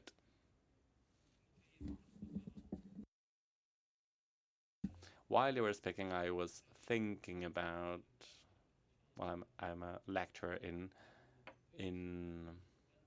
fluids mechanics and turbulence, and the complexity of turbulences hasn't been solved yet, so it's a very nice problem. So imagine that we have like a volcano erupting or the explosion of an atomic bomb. The growth of fungi, for example, also. So if we imagine knowledge as something that grows progressively, if it had a flat surface, if knowledge had a flat surface, but if the surface of the knowledge becomes more and more complex and it intermingles, imagine a volcano explosion, imagine that the smoke intermingles, so the surface ends up having more surface than the volume. So dealing with the surface of knowledge is demanding today, very demanding, very complex. Of course, we need to be there, but the surface is infinite. And that means that we need to also ensure hyper-specialization. And as a result of hyper-specialization, we might end up losing the base and being fluid. So probably the way to feed the bases is to go back to the origins, to back to the bases, as it has been said before. We need to reinforce humanistic knowledge throughout university. Trivium, as you said, Francesc, is precisely the same idea, right? So we are facing a matter that has to do with society and education, humanities and education. So we need to get hands-on and work at all different levels. And that's why we count on your work, GUNi. Today you have provided with a sample, you have fed us with very interesting discussions, and I hope that in the future you will be working down this path and will be there for you. Thank you.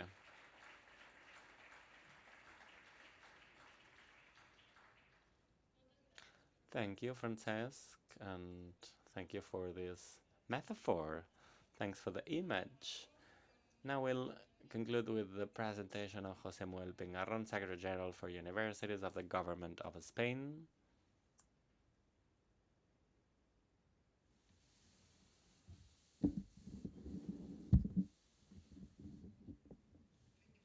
Everything. I'm very happy to be here on behalf of the Ministry of Science, Innovation and Universities to share with you this report that is very, very important. This is a very important report, and actually it's one of the main challenges in the European Union.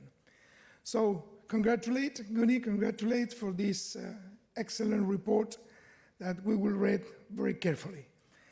And I'm going to switch to Spanish because I want to make some comments on the final remarks and so on. So this fake dichotomy between universities, science and technology, and I say fake from the very first moment, well, it's been dealt with from the European level, at the European level, probably you know missions, right? The missions that are about to be launched in the European Commission for the next period, 2021-2027. And in all the different missions, even if some of the missions have a very technical element, there's one about cancer, for example, but in all of them, the role of social sciences and humanities is key. In other words, in this mission on cancer, the role of psychologists, of philosophers, of economists will play an important role, because there's something that cannot be neglected today, and the European Union has realized. This is part of European values. Beyond assessing the economic impact of things, we need to assess the social impact of things. Actually, in the last presentation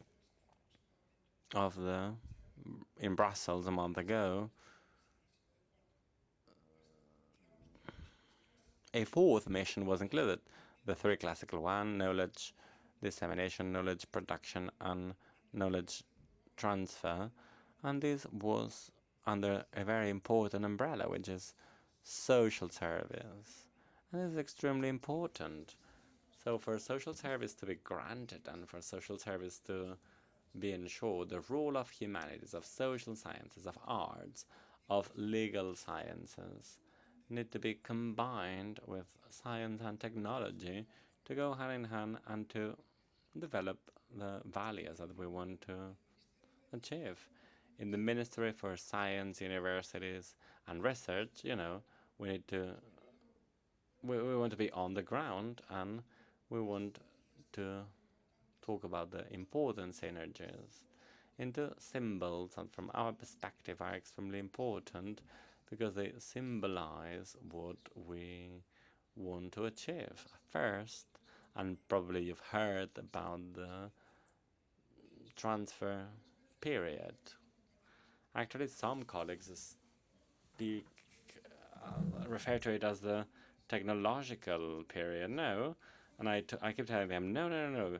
One of the main reasons why we changed the name has to do with enlarging the concept of dissemination to areas that were not included in the past. We're not referring only to science and technology, but also about science transfer in social sciences, in humanities, in art, and in legal sciences. Good knowledge transfer, high quality and socially relevant knowledge transfer. And the second symbol, the second important thing, to call it some way, is yet to come. But we wanted, and I don't know if we'll have time or not, we wanted to change the name of the OTs and stop calling them OTs to start calling them OTCs, knowledge transfer units, because we want knowledge to be inclusive.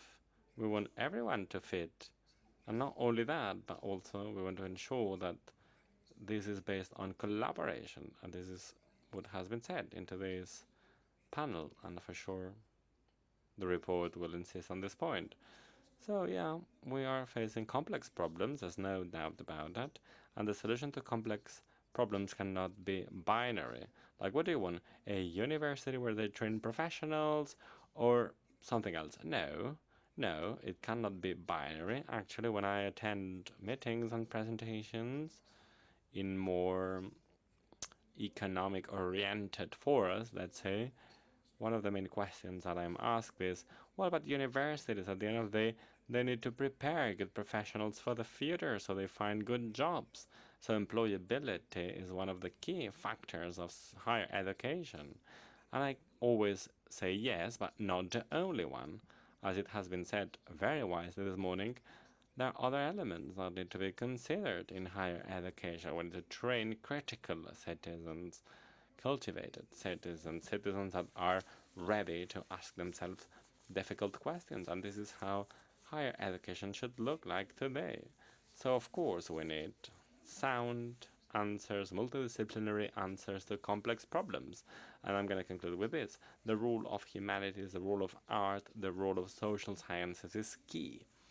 And today, nothing makes sense, globally speaking, if it's not approached holistically. The same applies with what we call knowledge transfer, wrongly say or call or refer to as knowledge transfer. It's not like universities transfer knowledge to companies. No, we prefer circular research, cooperation-based research, so that we all set a common goal together. So it's not only about science or technology.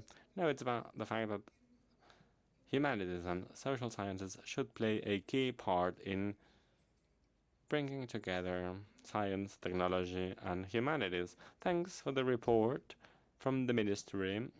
We don't really know which one. We'll see how things work. We'll see how we get organized. But if we stay in office, count on our support. If we stay in office, count on our support. Thank you very much.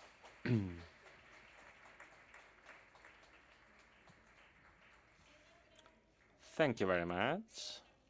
And now, well, we're running a little bit late.